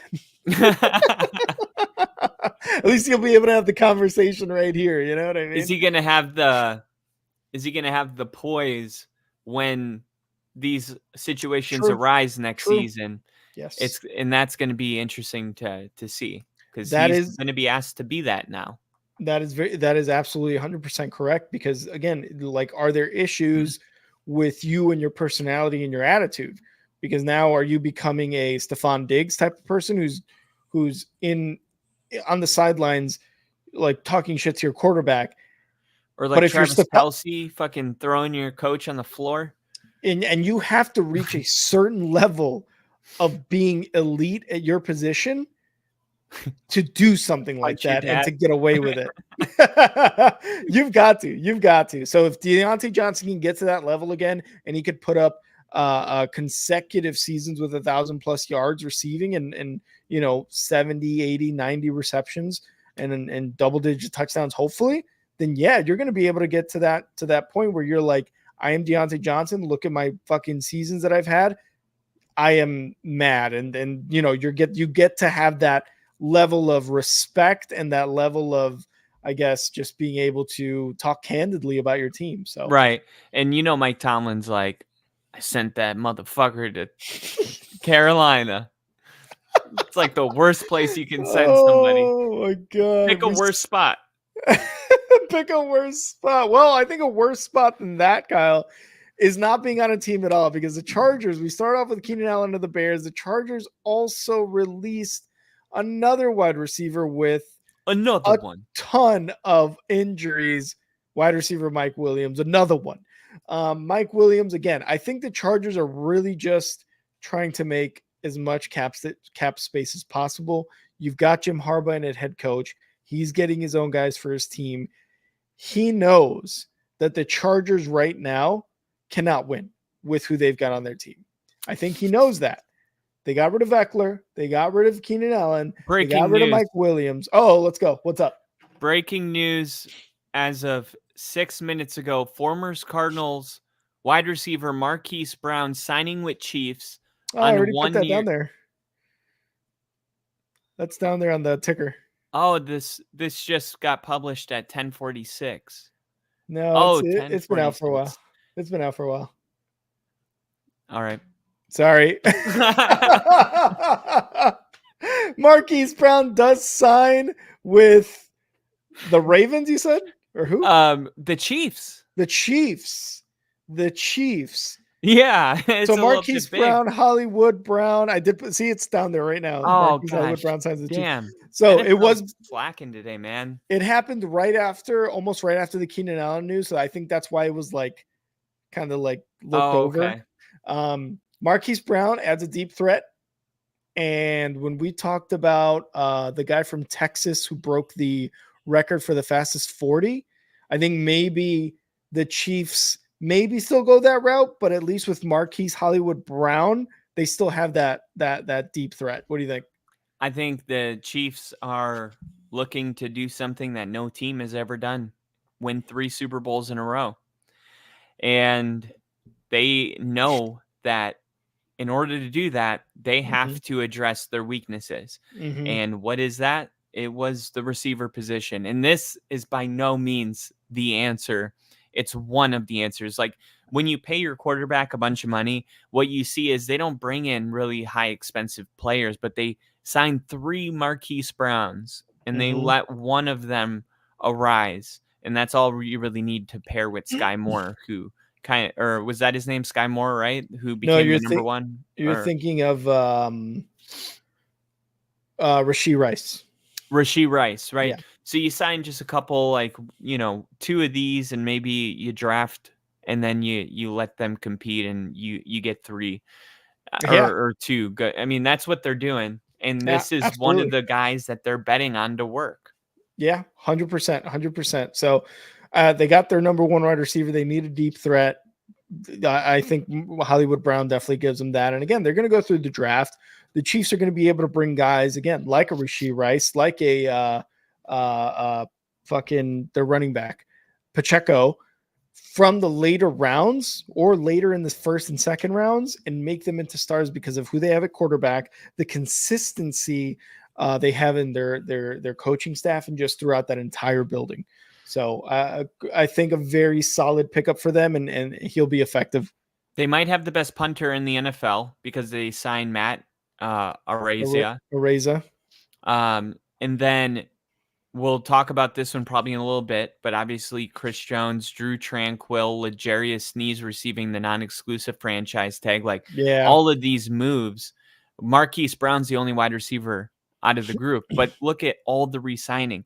A lot of teams aren't able to re-sign this many people, and the Chiefs were able to get it done. So at some position, you're going to look and be like, Marquise Brown, that's our solution. But it's like, yeah, honestly, it is. Yeah. Like if Marquise Brown comes and plays at a 750-yard season, you win. It's a good deal. So we still don't know how good he can be. He's playing with Mahomes now, where's he coming from? Arizona, I think. Yes.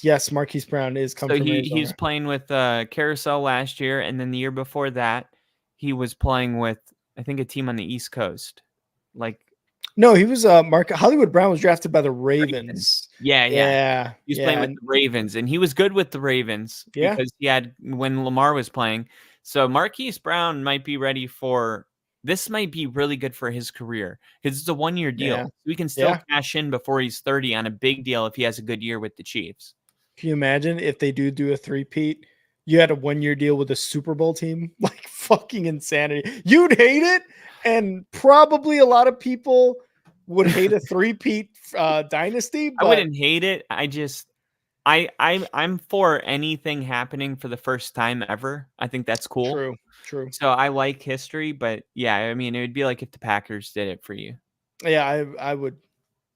Let's move on. Keeping it in the wide receiver news, the Saints release wide receiver Michael Thomas. And Kyle, what did you say about this when we talked about it?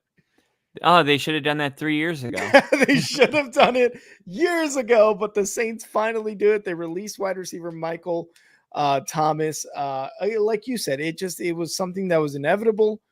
Michael Thomas, it just seemed like has never been the same Michael Thomas that we remember him as just a very dominant wide receiver, one with the Saints, caught everything, got touchdowns. I think at one point was like one of the offensive players of the year, if not a candidate for it, possibly even an MVP candidate. Michael Thomas has just never, ever recovered since, kind of doing all those things a few seasons ago. So I don't know, Kyle, what you said, obviously this was a long time coming, but does he have a market or no? Yes, he has a market. It's not a good one. He has now entered the Brandon Cooks group. Okay. It's like, yeah, I could see the Cowboys signing him, right? Isn't this such a Cowboys signing waiting to happen? Such a Cowboys thing. Yeah, I could probably see that, but he brings with him like some baggage. Oh, so I could actually love baggage. I was gonna say I could also see the Raiders signing him too, pairing him up with Devontae Adams. Oh yeah, that could definitely. Yeah. I think there would be a market, but the question is like, does he love football? I mean, I don't. If he doesn't love football, then his best days are way behind him. If he's still got that fire burning, he's got the size and the intangibles to go and remind people who he is in a fresh start. Whenever a player goes somewhere else, they're betting on themselves, and they're kind of going through like this is my chance to, like Russell Wilson with the Steelers. Like so you're getting the most out of the players the year after these trades. So they're playing at a higher level because you break up the monotony of going to the same meetings and the same draft rooms and same bars. Now you're bringing in all this new freshness, and who knows, maybe Michael Thomas does have a late surge boost. Now, am I betting on it? No, absolutely not. I'm Me not. neither. But would I be shocked if he gets like just under 1,000 yards? Not shocked. No, I would just be like, wow, he stayed healthy. That's what would shock me. Yes, exactly. Because his first 4 seasons in the NFL, over 1,000 yards each season. His 2019 season, 1,725 yards, 9 touchdowns, 149 receptions. He was the best in the league. He was the best in the league. The following season, he only played half the year. 2021, he missed the entire year, injuring his ankle. 2022, played only 3 games. 2023, only played in 10 games. So he has not been the same Michael Thomas since that injury, which sucks, but he's also kind of recently had issues, which is kind of why we bring up the baggage and why he'd be perfect for the Raiders and the Cowboys. So another wide receiver released there. Breaking news. Oh, the Bears signed Keenan Allen. How did you know that? I'm kidding. This is a live update. The Rams add a young safety. The Los Angeles Rams are signing former Commander safety Cam Curl to a 2-year deal worth up to $13 million. Wow. This is reported from the NFL. Curl showed versatility for the Commanders after being a late round draft pick. So a little depth piece, it looks like. All right, there you go. And Bill had it as well. He's like, Cameron Curl to the Rams. He said, beat you to it, Kyle. Beat you to it. Damn it, you Bill. Dumb bitch, Kyle. You dumb bitch. And Jamie, actually, can you and actually, Bill did have a question here. I told you we'd get to it, Bill. So here it is. All right. Here it is. He's asking, does Daniel Jones even take a snap for the Giants this year? His injury guarantee kicks in if he gets hurt, and that gives him over $25 million in 2025. So there's no way out of it. So do the Giants just go Locke and DeVito? Do they sit Daniel Jones throughout the season? Do they try to trade it? Like, what do they do here? What do you think, Kai? I see you pondering over there about the state of the union of the Giants here. Where have we seen this? Where have we seen this?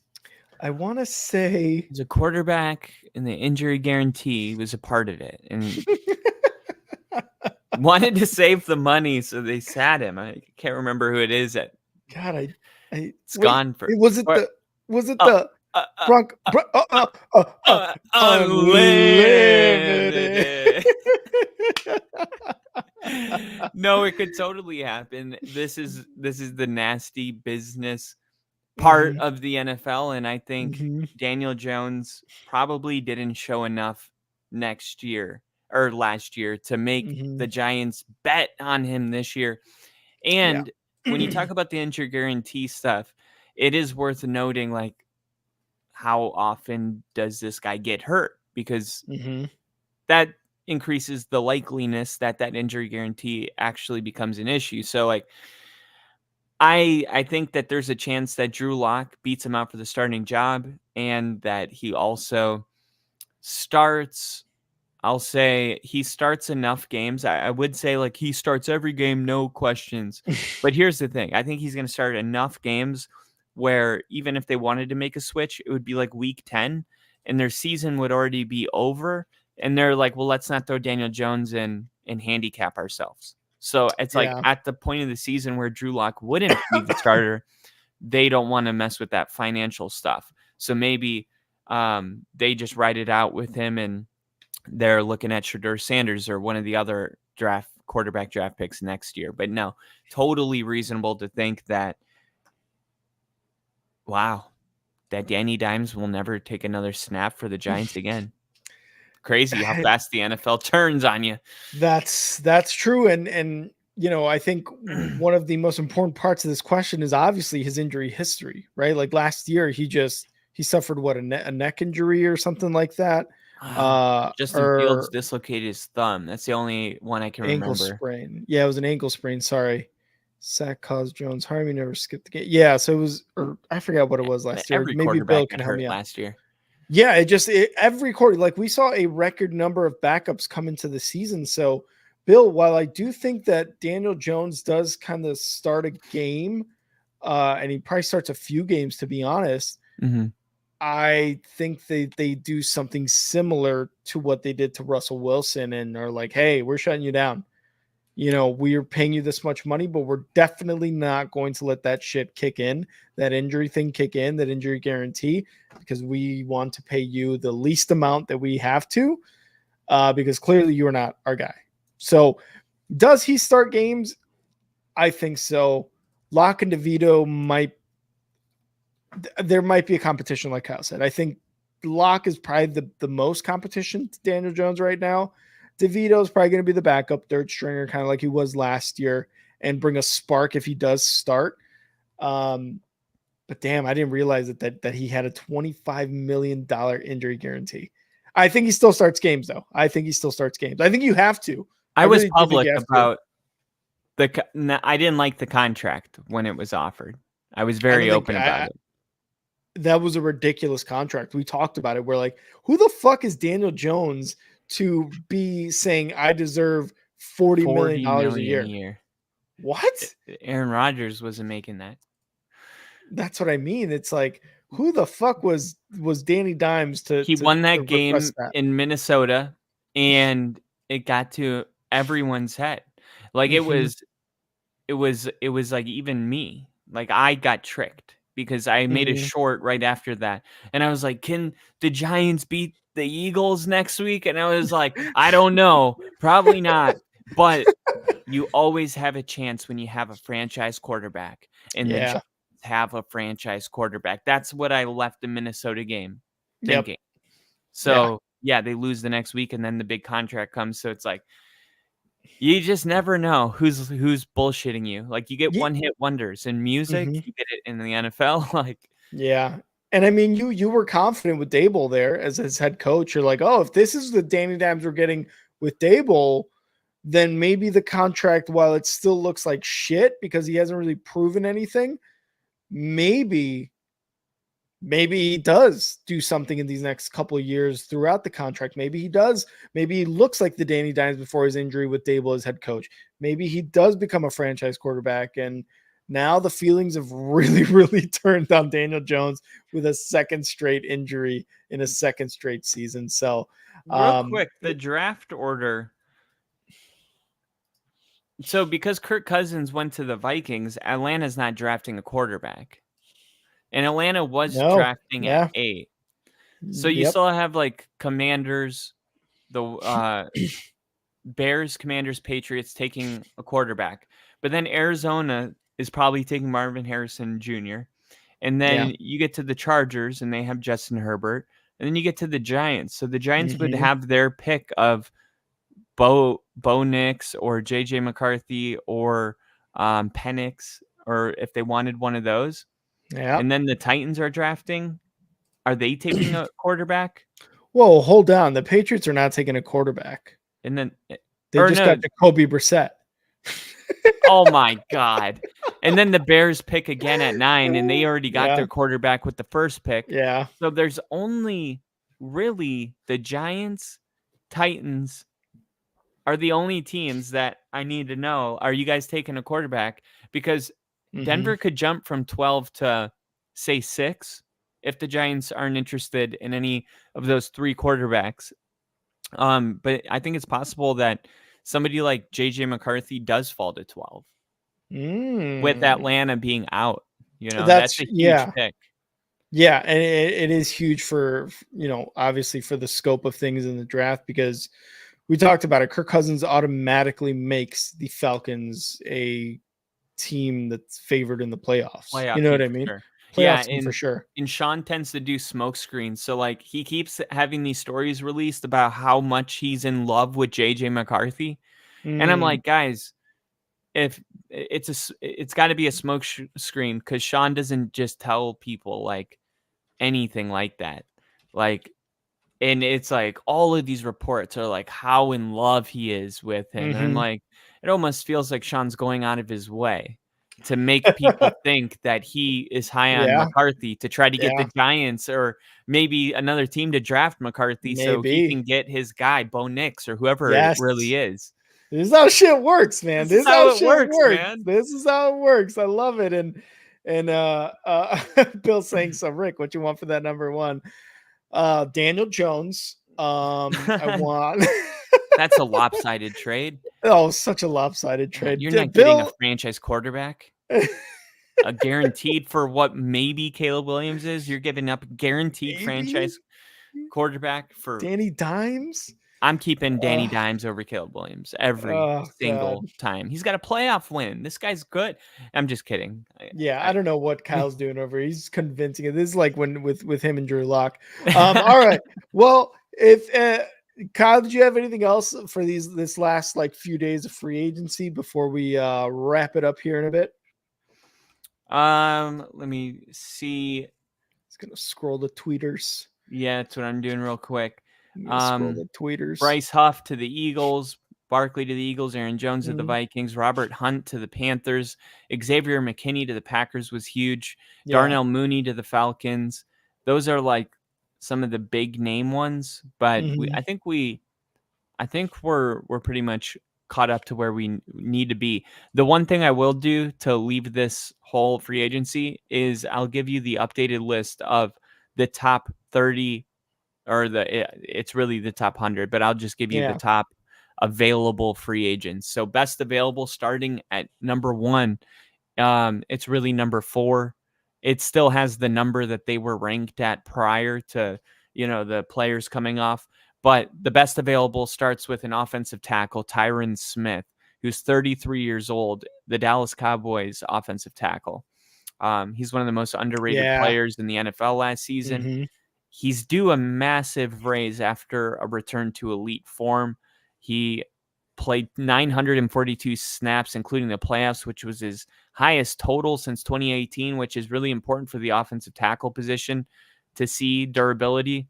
Somebody's going to land him to a massive contract, but he's 33, so maybe only like 3 years. Mike Williams. Yeah, definitely. Mike Williams. Yeah. There aren't many true X receivers able to win physically down the field like Mike Williams. He's coming off a torn ACL. He is 29 years old. He's had previous injuries that forced him to miss 7 games in a 5-season span. He's a fun boomer bust pickup. I could see the Cowboys going there. Stephon Gilmore, cornerback. The best free agent pickups in recent years have been excellent veterans willing to take 1-year deals. Gilmore is still a starter and figures to be one of those guys. Stephon Gilmore he's 33, but he's still got like 2 solid years left in him. He does, but he's been beat pretty bad sometimes. Like Patrick Peterson was like this at 33, and then he was still playing like at a high level for the Vikings, but then he was just gone. Wasn't he on the Ravens? I think he went to the Steelers last year. Or the Steelers, yeah, one of those. Did they re-sign him? I honestly cannot remember about Peterson. But real quick before you move on, Kyle, I actually want to go ahead with this question from Justin. Justin, thanks for tuning in. Is there a chance the Falcons pick up a JJ McCarthy type to sit behind Cousins? The Falcons know they need a strong young backup to build with these young men so they all grow together with time. I could actually see that. I don't think so. And the reason why I don't think so is because, first off, you bring in Kirk Cousins, you don't want to make the energy weird right away by bringing in somebody that's like, oh, I'm ready to be the starter. Now, that doesn't really matter. That's not really where I'm going with this. When the board is going quarterback, wide receiver, quarterback, it's too tempting to be at 9 and literally have the world at your disposal. And you're going to pick a guy that might fall to the second round with that pick. Highly doubt it. I think there's going to be much more attractive candidates, whether it's the best corner in the draft, the best edge, the best offensive tackle. You're going to be able to land the best almost any position. You could draft Brian Thomas. If the Cardinals don't draft Marvin Harrison Jr., he's going to be available. I just don't see them passing up. I just don't see him passing up like one of those type of guys to get JJ McCarthy to sit behind Kirk Cousins. It just seems too unlikely to me. That's fair, and I could also moving back before that. And I was kind of gonna go that route too. Like they could possibly move back knowing they have Cousins, but also Cousins. $180 million, whatever it was guaranteed for one playoff win. He makes the Falcons an automatic playoff team, no doubt about it. But the history is there that he still hasn't been able to really get over that hump. Now, there's been issues with his team, which you can't just gloss over either, right? The Vikings had a terrible defense. The Commanders, the Redskins at the time, they weren't a very good team either, right? Like he has one playoff win, but his team has definitely been a part of that. No one player can win a game for you for an entire season, let alone a very important playoff game. I just think that Kirk Cousins maybe for the next 4 years can be the quarterback in the Falcons organization. But if you get nothing out of that and you just gave up a ton of money for that, and yes, you've had pretty good seasons with him, what have you been doing in those 4 years, right? I agree with you, a JJ McCarthy, late first round, if not a second round pickup, maybe even a day 2 guy. If his stock really does fall, see that. Yeah, along with Bo Nix, along with Michael Penix, possibly. That's likely. That is more likely. Yeah. So maybe you do that and you wait. But I do think the Falcons need that, like what Justin's saying, like that backup, that younger guy to build like with. The Titans last year when they got Will Levis in the second round. Yeah, like something like that, because you got to build for the future for these after these 4 years are over. Because let's be real, 4 NFL seasons go by pretty fucking quick. All right. So let's be real about that. But yeah, I like that comment. But if you take in a rookie quarterback this year, by the Kirk Cousins 4th year, it's time to pay the rookie. If you wait 2 years and then you get a rookie, and that's the Arch Manning draft, by the way, then you get saying it. And then you get your quarterback, then he's got 2 years, and then Cousins retires, and now you have a 2-year window to see what you got before you have to pay. That's where you want to be. Otherwise, you're going to be paying this guy his first eligible year, and you don't even know if you like him or not. So you have to exercise the 5th-year option. And if he does good. Good point. Yeah, and God forbid, I mean, you want him to do good, but if he does, now all of a sudden you've had 365 days to prepare for hundreds of millions of dollars of a contract. I think it makes more sense to wait a couple years. Yeah, that may make more sense too, or just like what we were saying, 2nd, 3rd round quarterback. Shit, why not? See if he can. You run him through the system. He knows the players. He knows the system. And if it does come to that time where, hey, Kirk Cousins is injured, or hey, the 4 years are over, we need this guy. We extend them. We give him the 2 years for being a free agent, and he comes in and maybe is a bridge type of guy, or he ends up like Aaron Rodgers and Jordan Love, where they start for a first full season after sitting behind the guy and are all of a sudden these amazing quarterbacks. So, and this is a guy that likes to be hurt. Like this is a guy that likes pain. Like he literally said, there's a dirty part of me that kind of likes it. I mean, who knows, man? Out. This is a guy that likes to be whipped. Kinky Cole's cousins right there. Yeah, dude, put me in some Cole stuff, smack my ass, and call me Kirky. I want you to rip my Achilles out, you fucking bitch. Oh, what if I did it at 40? Love the question, Justin. Appreciate it. And before we wrap it up here, I just want to say my piece. Same. Before we wrap it up with the Chives with God, just wanted to say that starting next week, I'm going to be on just once a week here on the Only Football Podcast. I'll be here on Thursdays, possibly a Monday here. Possibly a Monday here or there. Going through some moving the house, getting stuff done. Summer's here, trying to get just like everything in line for my family and I to get the fuck out of this house, because 1, new house, new me, who dis? 2, better internet, so I won't be freezing up on you guys. All that shit. So if you guys see me less and less up in the middle of that, so I won't freeze up. And let's you. Oh, Bill said he'll take over. Hey, Jamie. Hey, Bill. So if you guys are seeing less of me, obviously for these next few weeks, it's because I'm trying to get some just kind of real life stuff figured out. And really at the end of it, at least I want to do this now during the off season. So when it comes to the nitty gritty season, Sunday, Monday, Thursday streams, I am here for you. Me and Kyle are here for you 100% of the time. No freezing and none of that BS that you guys have had to deal with from me on my end. No more free. So that movie with the animal that when it got nervous, it would freeze. Are you talking about the goat? Like it was like when she'd get angry, she would like freeze. I don't know. I don't know. Is that me? Is that me though? Oh no, it was just like sometimes. Yeah, like sometimes, yeah.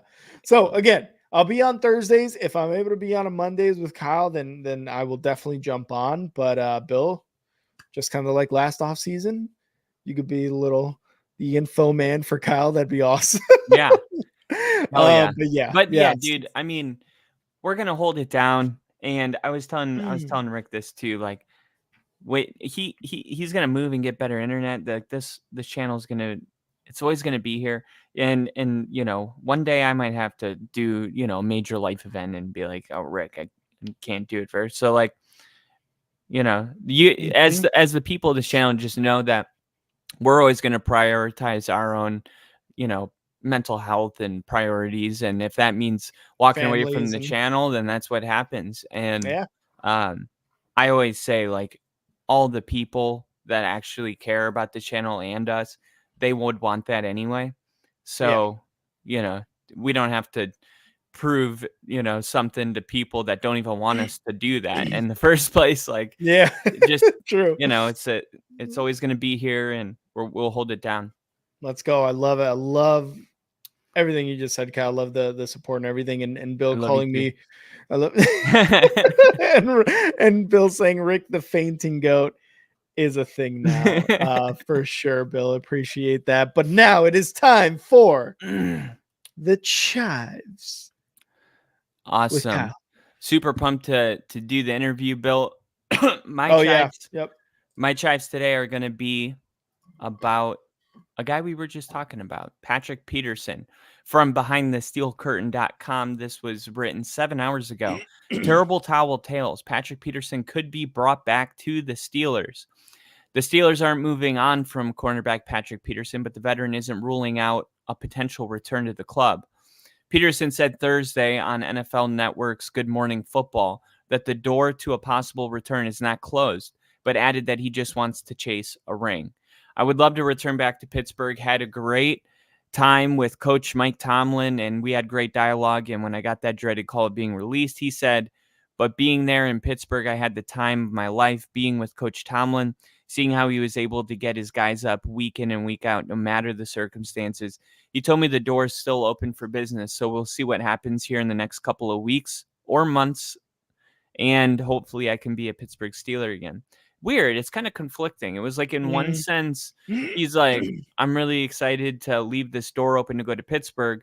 But if any team like the Chiefs, Bills, Cowboys, Eagles, playoff teams, and if any like legitimate Super Bowl winning team calls me, I'm going to chase a ring. You can't blame him. I mean, he's probably like 34 years old right now. Yeah. I mean, but it's funny that we were wondering about him, and he was on Good Morning Football interviewing today talking about that same future. shit. Yeah, talking about his future. And yeah, man, I mean, you get to a point, I think, in your career where you're just like, I really just want that feeling of winning a Super Bowl, because you see so many greats throughout the years who do not get that opportunity because they are loyal to their teams and to fans. That's awesome. For me, Brian Urlacher, when he was released from the Bears and he still probably had some football left in him, he decided not to because he wanted to stay loyal to the Bears and he wanted to be inducted in the future as a Hall of Famer under a Bears uniform. So could he have gotten another job somewhere else? Yeah, probably. He would have been on another team. But, you like that they stay loyal to the team. But at some points, you've also got to be selfish, and teams do that. Or players do that. They want to go to the winning teams and they win a Super Bowl because of that, and they're happy, and then they retire, and then they're like, I got my Super Bowl ring. So it is a little weird with Peterson saying that, but I totally understand it. Yeah, and like you said, there's so many greats, and actually, I have a picture of some of those greats right here. That's what you said, right? Great, not grapes, Kyle. Greats. Oh, you dumb bitch. Greats. There's a great right there. Not the statue. I'm talking about Kyle. Oh, all right, guys. Okay.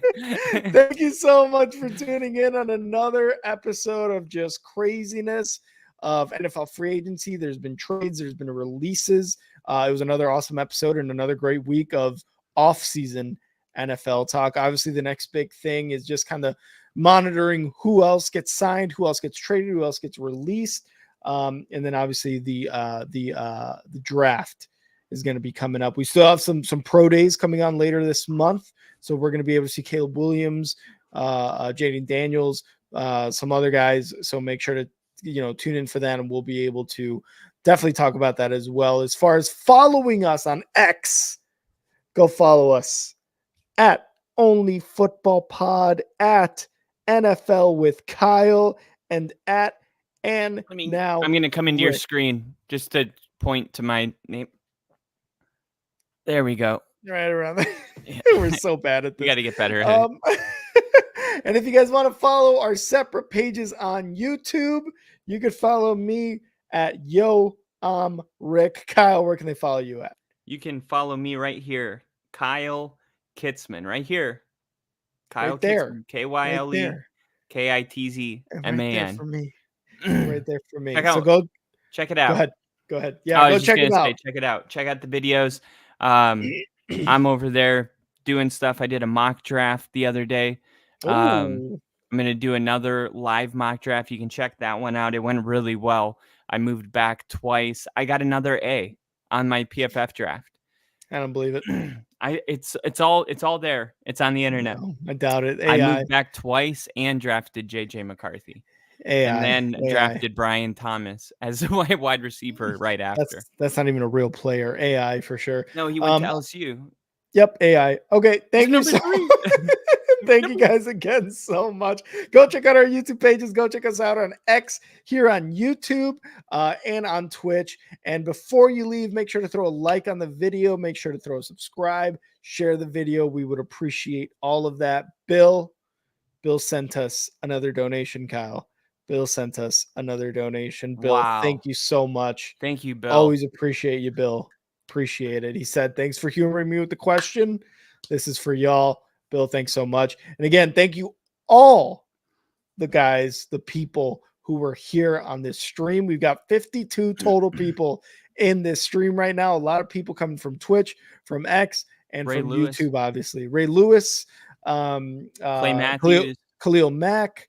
So thank you guys so much for tuning in. It means a lot to us how Kyle and I started going live and we had 0 people to 3 people to now we got 52 people in the stream, Kyle. So we are just constantly. We always had each other.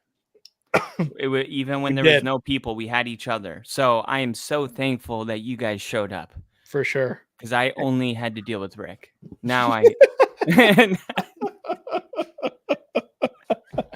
Justin, thank you for the comment as well. And Kyle, always a good time, brother. Always a good time. See you guys soon. Soon.